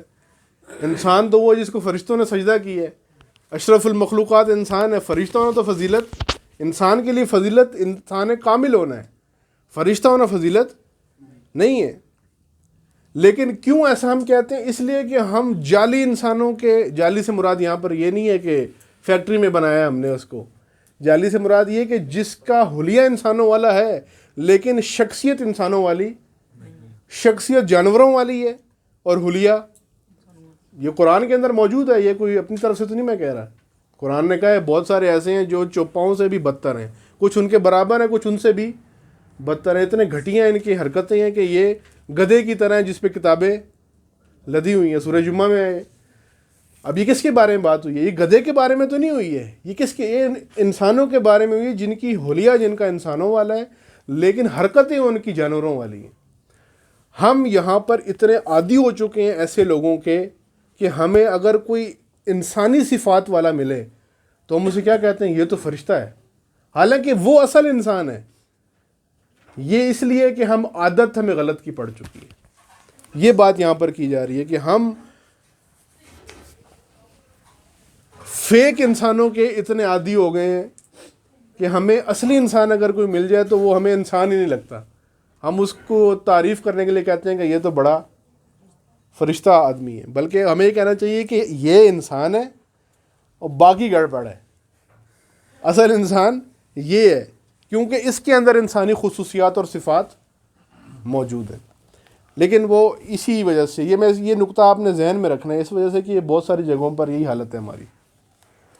یہ دین میں بھی یہی ہے. بار بار جو میں دین کی طرف اشارہ کر رہا ہوں نا، کہ ہم اپنے آبائی دین کے اتنے عادی ہو گئے ہیں کہ الہی دین ہمیں یا تو غلط لگتا ہے، یا شک ہوتا ہے اس پہ، یا ہمیں کوئی اور بات لگتی ہے. وہ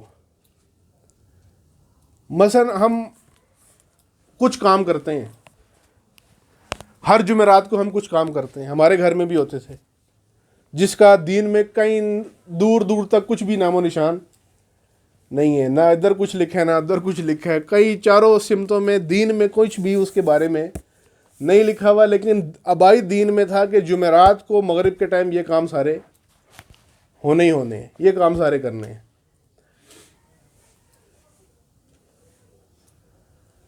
اس کے ہم اتنے عادی ہو گئے، جب ہمیں الہی دین ملا اس میں ہم نے دیکھا کہ یہ تو سارے کام جمعے کے دن کرنے ہوتے ہیں، یہ تو زیادہ کام تو جمعے کے دن کرنے والے ہوتے ہیں. ادھر ہم نے کہا یہ کیا عجیب بات ہے. ہم صدقہ کب نکالتے ہیں؟ اکثر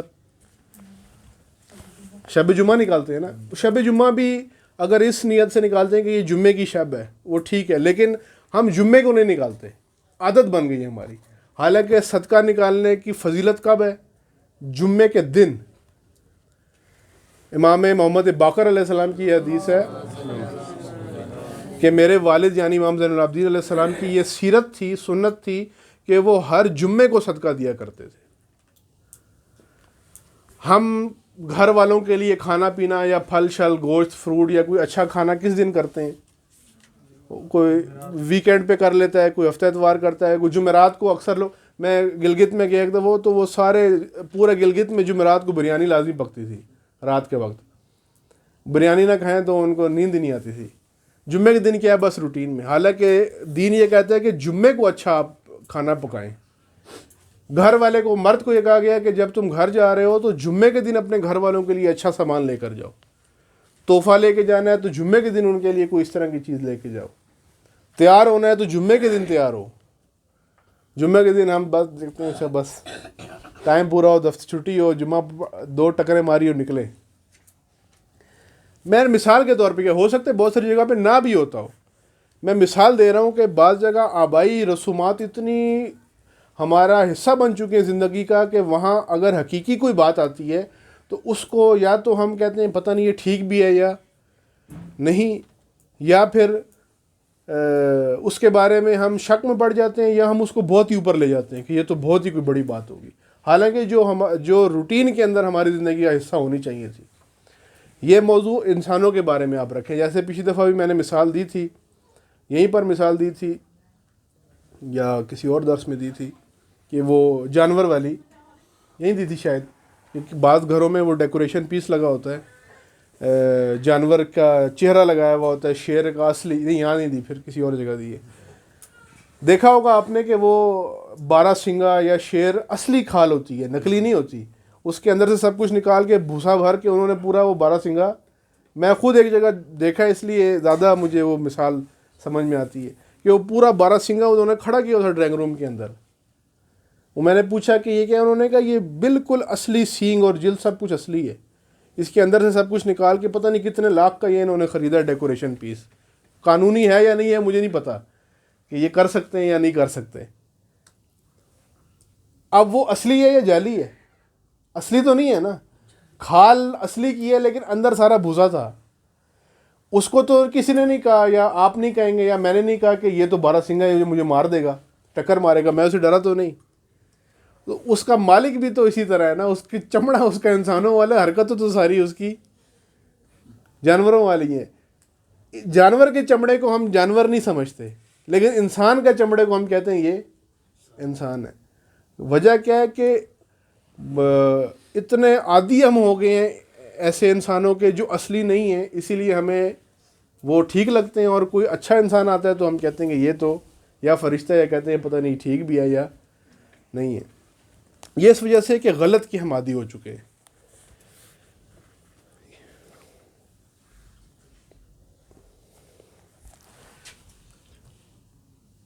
ٹائم کچھ ہے ابھی. یہی اصل ذمہ داری انسان کی اپنی تکمیل ہے, یہ بات ہو چکی ہے. قرآنی انسان کی آپ نے پہلے ایک تعریف دیکھ لی ہے جس میں تھا کہ انسان کیا ہے, سائر ہے, اور کیا ہے, قادے ہے, اور کیا ہے, مہاجر ہے, اور کیا ہے, انا للہ و انا الیہ راجعون. ایک تعریف یہ تھی, یعنی خصوصیات ہیں انسان کی. ایک اور انسان کی اب تعریف آپ کے سامنے آ رہی ہے اس ذمہ داری والی بحث کو پڑھنے کے بعد. وہ کیا ہے کہ انسان ذی حیات ہے. حیات کی بھی ہم نے بات کی نا, زندگی کی بات کی یہاں پر پہلے. انسان یعنی حیات رکھتا ہے. اس میں نے پچھلی دفعہ ایک اشارہ کیا تھا حیات کبریٰ اور حیات صغریٰ. حیات کبریٰ آخرت کے بارے میں, یعنی وہ حیات جس میں کوئی اینڈ نہیں ہے, خالدون, جو ہمیشہ کے لیے. یہاں پر حیات کبریٰ نہیں ہے. یہاں پر ایک جگہ سے انسان شروع ہو رہا ہے اور ایک مقام پر انسان ختم ہو جائے گا, پھر اگلی حیات میں چلا جائے گا. لیکن وہ جو اگلی حیات ہے وہ ختم ہونے والی نہیں ہے, وہ ہمیشہ, کیونکہ اس کا منبع جو ہے جہاں سے وہ حیات پھوٹ رہی ہے وہ حیات کبریٰ ہے. یعنی وہ ختم ہی نہیں ہو سکتا, وہ ہمیشہ وہاں سے حیات نکل رہی ہے. یہ ایک تھا, یہ تفصیل سے نہیں, بس اشارت نہیں ایک بات ہے. تو انسان کی اب تعریف ایک نئی جو بنتی ہے, یا تعریف کہہ لیں یا ایک خصوصیات آپ کہہ سکتے ہیں ان کو انسان کی, وہ یہ کہ انسان ذی حیات ہے قرآن کی نظر میں.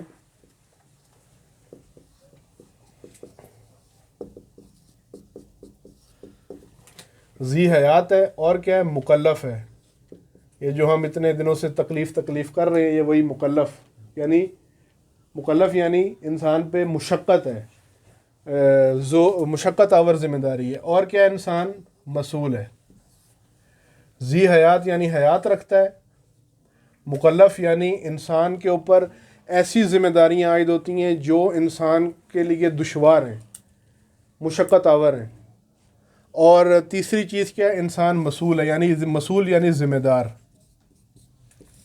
انسان ذمہ دار ہے, بیکار نہیں ہے. بیکار کی ڈیفینیشن کہیں بھی نہیں آتی. انسان ذمہ دار ہے, بیکار نہیں ہے. یہ اب تک ہم اس کے اوپر پہنچے ہیں.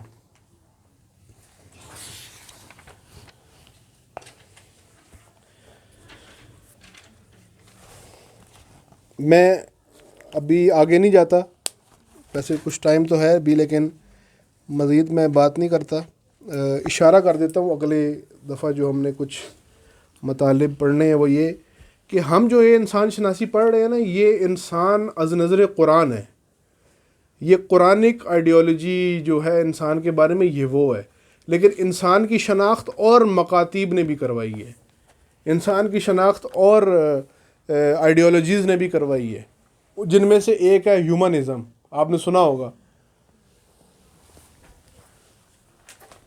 یہ جو زیادہ آپ کے ملک میں شور مچا رہے ہوتے ہیں نا, یہ اکثر اسی کو مانتے ہیں. اور بعض اوقات ہم بھی یہی حرکتیں کرتے ہیں, بعض اوقات ہم بھی ہیومنزم کو مانتے ہیں.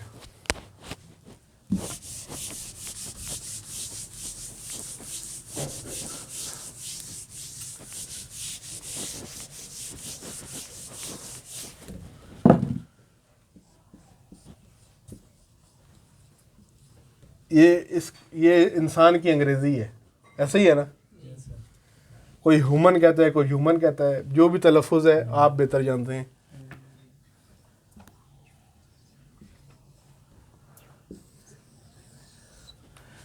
ایک مکتب اور ایک آئیڈیالوجی یہ بھی ہے انسان کی شناخت کی, جو انسان کو کی شناخت پیش کرتے ہیں. ابھی ہم قرآن کی نظر سے دیکھ رہے ہیں. قرآن میں انسان, ہم نے دیکھا قرآن نے کہا کہ انسان کیا ہے, انسان للہ ہے و اللہ ہے, اللہ سے آیا اور اللہ کی طرف جانے والا. انسان کیا ہے, انسان مہاجر ہے اللہ کی طرف, قادہ ہے اللہ کی طرف, اور سائر ہے اللہ کی طرف.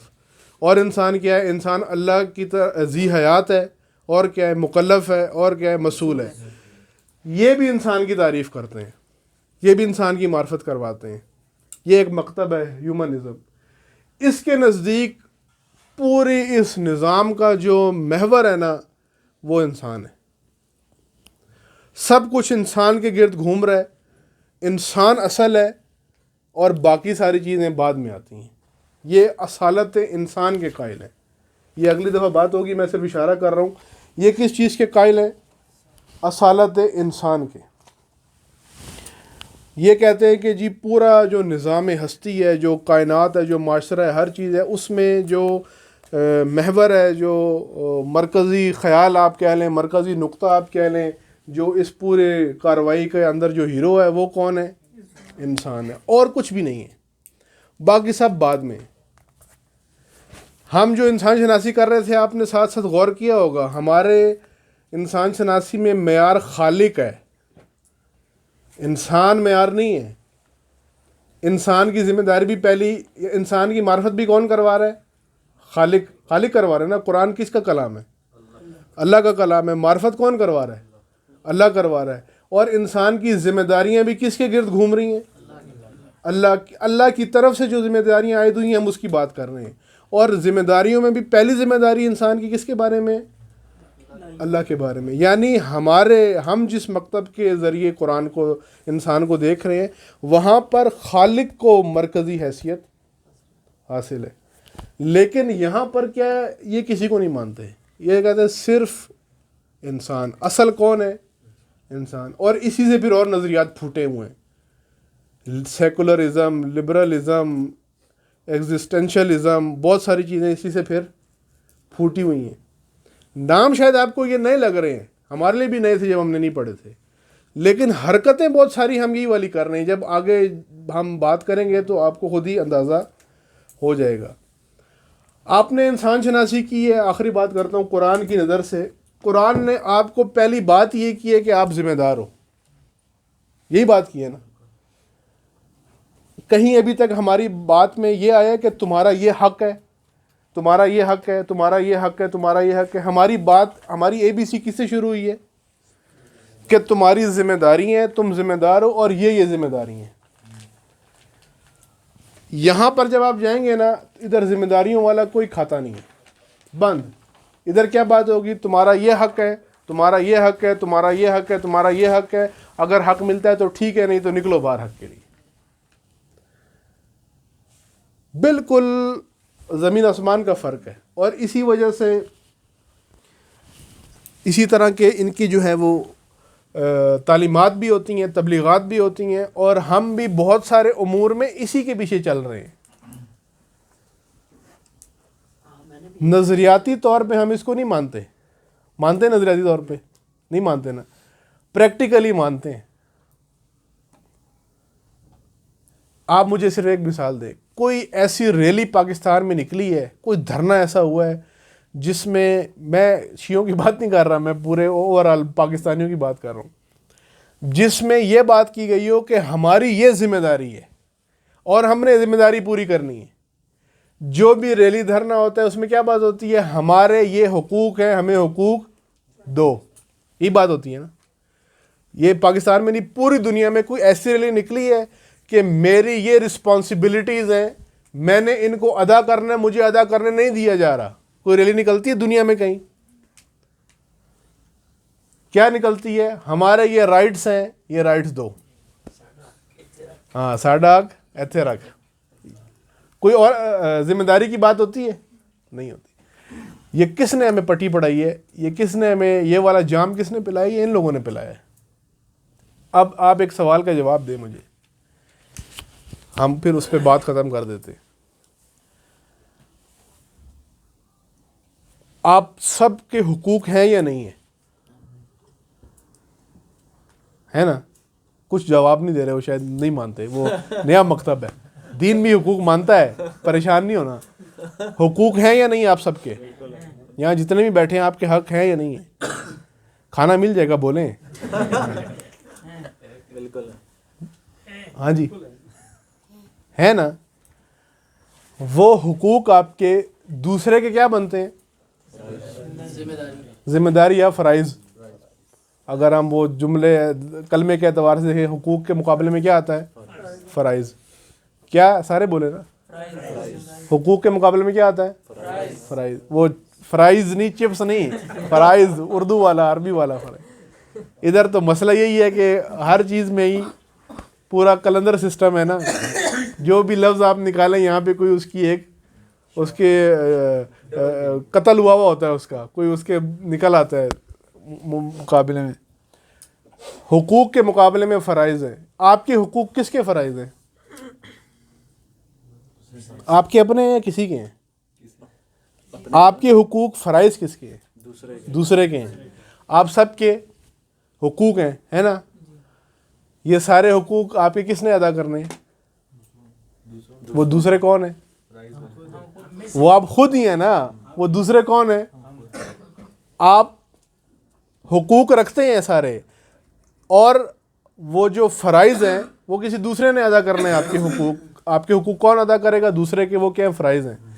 لیکن وہ دوسرا,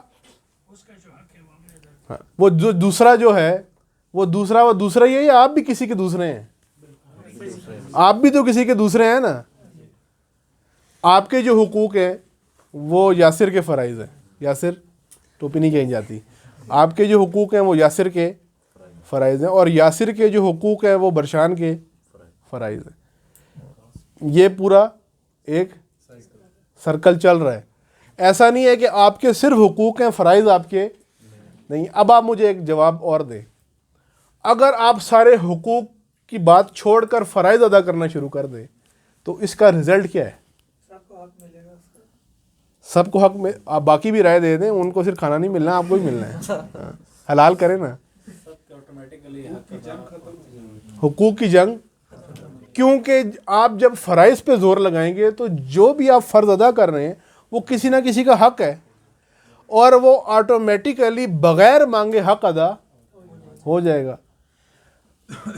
یہ پیر پٹھے کما والا, یہ ہیومنزم ایک جگہ پہ لگا ہوا تھا, پیر پٹھے کما والا. آپ نے مختلف پیر دیکھے ہوں گے, ایسے ایسے پیر ہیں کہ نام بھی آپ نہیں لے سکتے. ایک پیر کہیں لگا تھا پیر پٹھے کما والا, یعنی وہ آپ کے سیدھے کام ہی پٹھے کر دیتا ہے, مطلب تو یہی ہے اس کا. یہ پیر پٹھے کما والا ہے. یہ آپ کو کہہ رہے حق مانگو, تو آپ اسے کہیں گے بھائی ہم حق کسے مانگے؟ وہ کوئی فرائض بھی تو ہے نا ہمارے. اگر وہ ادا نہیں, اگر کوئی فرض ادا نہیں کرے گا, سارے حق مانگیں گے, تو پھر کسی کا بھی حق ادا نہیں ہوگا. دین کیا کہتا ہے؟ دین نے, دیکھیں یہ الہی نظام کی یہ کمال ہے. ظاہر ہے ہمیں تو جب پسند ہے خان صاحب, تو ہمیں الہی نظام سے کیا لینا دینا ہے؟ ہماری روٹی تو ادھر سے پوری, کسی کی نون سے پوری ہوئی, کسی کی پی پی سے پوری ہوئی, اس کو کیا مسئلہ ہے؟ الہی نظام ایسی تھی تیسی, الہی نظام سے ہم نے کیا کرنا ہے؟ لیکن الہی نظام کا ہی تو معجزہ ہے, الہی نظام کی کرامت ہے. کیا کرامت ہے؟ الہی نظام کہتا ہے, دین کہتا ہے, قرآن کہتا ہے ذمہ داریاں ادا کرو اپنی, فرائض ادا کرو اپنے. کیا ہوگا؟ خود بخود لوگوں کے حقوق ادا ہو رہے ہوں گے.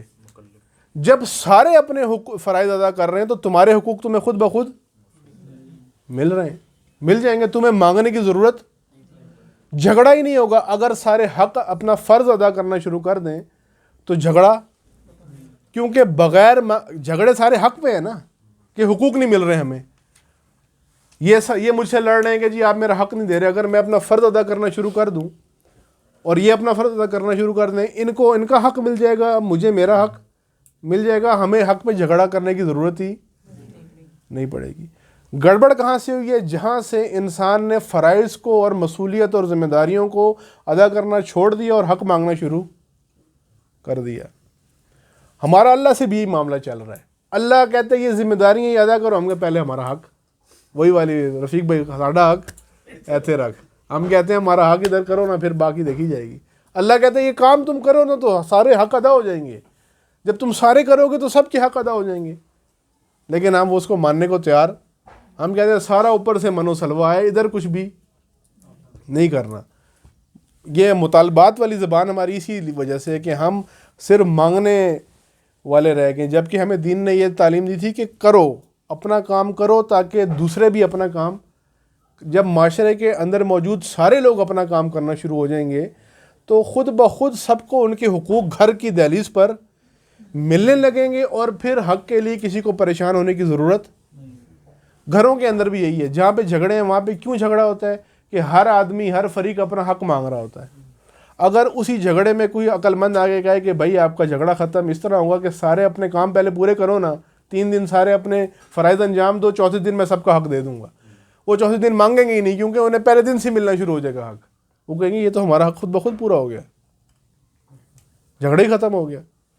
لیکن یہ اور چکر ہے, اور ساری دنیا اس کے پیچھے جا رہی ہے, اور ہمارے بھی سارے اسی کے پیچھے جا رہے ہیں, اور اسی کو فتویٰ لگا کے امام حسین کا نام لگا کے اس کو بھی مرغی بلی کہیں بھی دل کرتا ہے حلال کر کے لے جاتے ہیں, اور پھر بھی جھگڑا ختم کیونکہ اس میں تو بنیاد میں ہی گڑبڑ ہے، بنیاد ہی اس کی ٹیڑھی ہے، تو کس طرح آپ کا مسئلہ حل ہو سکتا ہے؟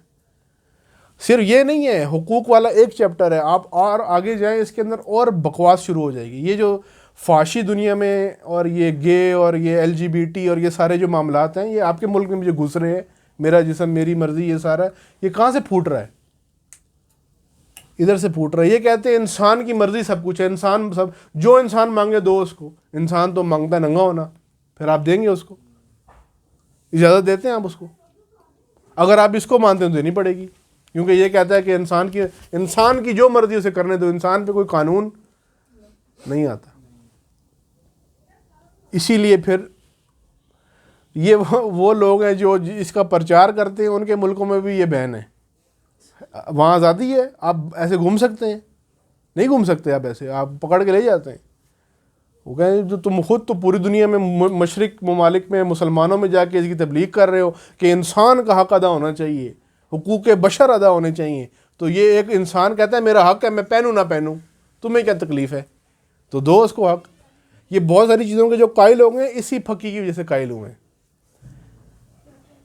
یہ جو آپ اپنی مرضی کریں، یہ تو انڈیا میں بھی پاس ہو گئے نا 2 سال پہلے قوانین، کہ آپ اتنے غلیظ قوانین پاس ہو گئے ہیں کہ ایک شادی شدہ عورت بھی دوست بنا سکتی ہے.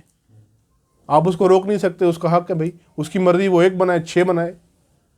کیوں؟ یہ نظریہ کہتا ہے ٹھیک ہے، قانون نہیں ہے، مرضی ہے، انسان کی مرضی ہے. آپ میں سے کوئی اس چیز کو پسند کرتا ہے؟ آپ اپنے معاشرے میں تصور کر سکتے ہیں؟ اس کو تصور کریں 1 منٹ کے لیے اپنے معاشرے میں. دوسرے کے بیٹھ کے شاید اتنا محسوس نہیں ہوتا، اپنے میں تصور کریں کہ اگر آپ کے معاشرے میں، ہمارے معاشرے میں، پاکستانی معاشرے میں عورتوں کو یہ آزادی دی جائے، آپ اس بات کو قبول کر سکتے ہیں؟ آپ قبول نہ کریں نہ کہیں، عورتیں نہیں کریں گی قبول. کریں گی خواتین قبول؟ نہیں کریں گی قبول.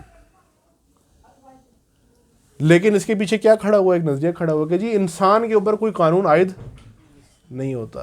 یہ بھی انسان کی معرفت کروا رہے ہیں. اگلی دفعہ اور اس کے حوالے سے کچھ باتیں میں عرض کروں گا آپ کی خدمت میں.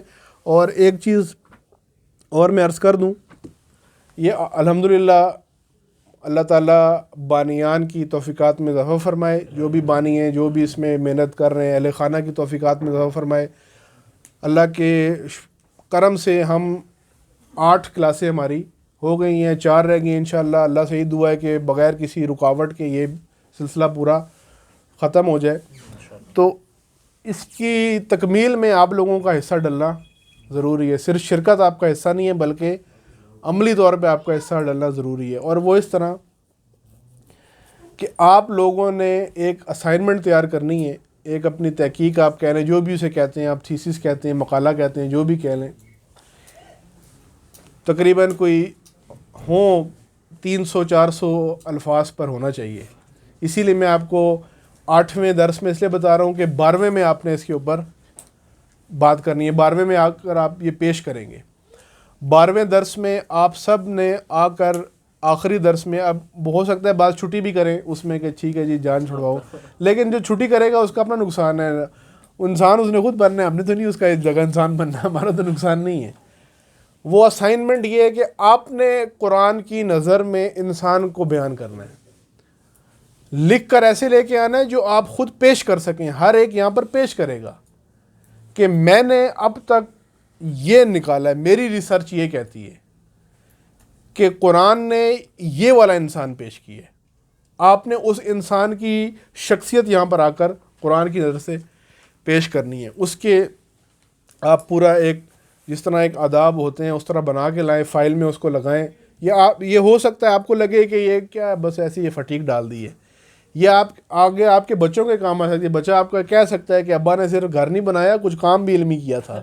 ایک میں آپ دیکھ لیں بڑے بڑے علمی گھرانے جو جہاں پر علماء پیدا ہوئے ہیں، ان کے اجداد اس طرح کا ماحول تھا کہ وہ بچہ ابھی بالغ بھی نہیں ہوا تھا تو وہ پڑھانا شروع. ایسے علماء ہمارے ہیں جو بالغ ہونے سے پہلے تدریس شروع کر دی تھی انہوں نے، اور وہ بالغ نہیں تھے تو ان کو کسی بادشاہ نے بلایا کہ یہ بالغ نہیں ہے، یہ بچہ بالغ نہیں ہے، تو یہ ہمارے گھر کی خواتین کو دین پڑھائے تو ادھر کوئی محرم نہ محرم والا مسئلہ نہیں ہوگا. اور انہوں نے، مجھے ان کا نام بھول گیا، اور وہ درس کے دوران درس چھوڑ کے ایک دن چلے گئے.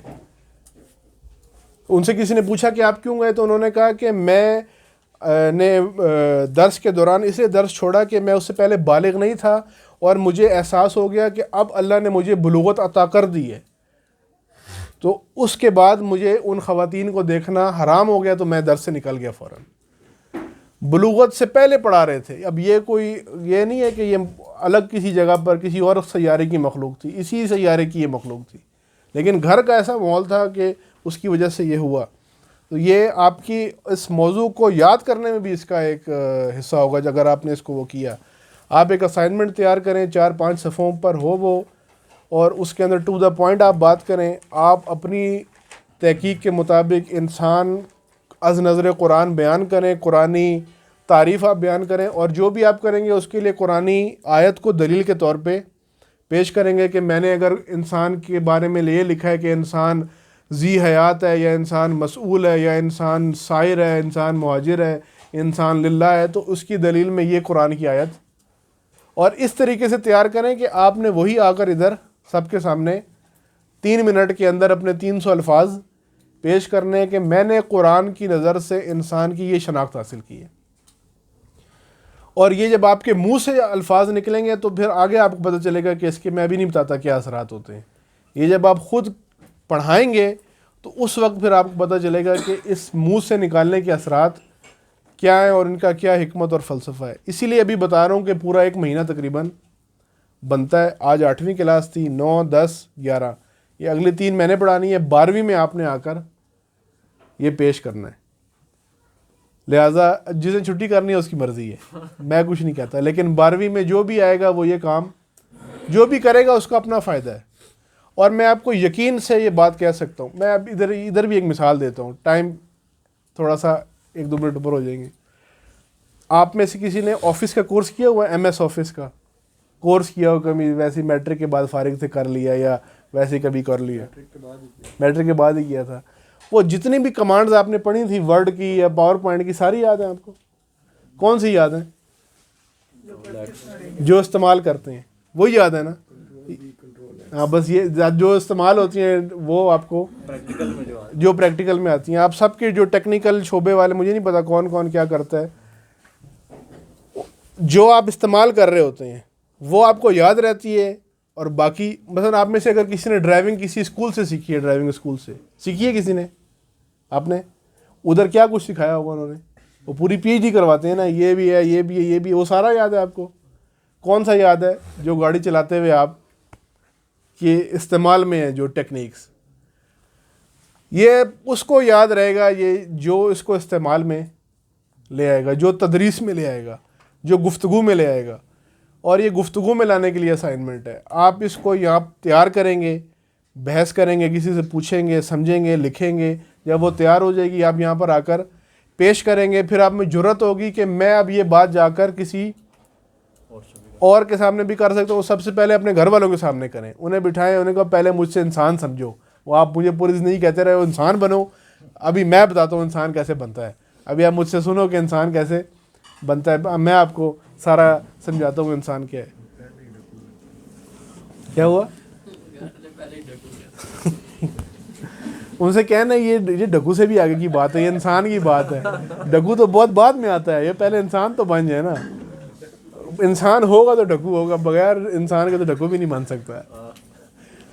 وہ آپ ان کے سامنے ظاہر ہے، اب آپ گھر والے نہیں سنے تو کوئی تو سنے گا نا، کوئی تو ایسا اللہ نے آپ کو کوئی دینا ہے جو آپ کی سننے والا ہوگا۔ سب کو ایسا کوئی نہ کوئی ملتا ہے، تو یہ اس لیے ضروری ہے، یہ آپ نے کام کرنا ہے اور وہ لے کر آنا ہے۔ وہ چیک بھی ہوگا، دیکھیں گے بھی، اور انشاءاللہ اسی کی بنیاد پہ آگے اگر ہم نے چلنا ہوگا تو چلیں گے آگے۔ فری فنڈ والا کام، فری فنڈ سے میری مراد یہ ہے کہ آگے ایسے نہیں ہے کہ بس آئے اور چلے گئے۔ جو ان 12 کلاسوں کو شبی بھائی کہہ رہے تھے کہ ہم اس کو چلائیں گے آگے، یا اور موضوعات ہو سکتا ہے کسی اور جگہ پہ جائیں، یہاں نہ کلاس ہو کہیں اور ہو، یا کسی اور موضوع پہ بات ہو، وہ سہولت ان کے لیے اویلیبل ہوگی جو پہلا والا ٹیسٹ پاس کریں گے، وہ پھر اگلے میں جائیں گے۔ باقی پھر وہی نظر اللہ نیاز حسین وہ مرکزی پہ جائیں، وہ ادھر جائیں، وہ باقی ادھر کے لیے کم ہوں گے۔ درود پڑھیں محمد والے محمد۔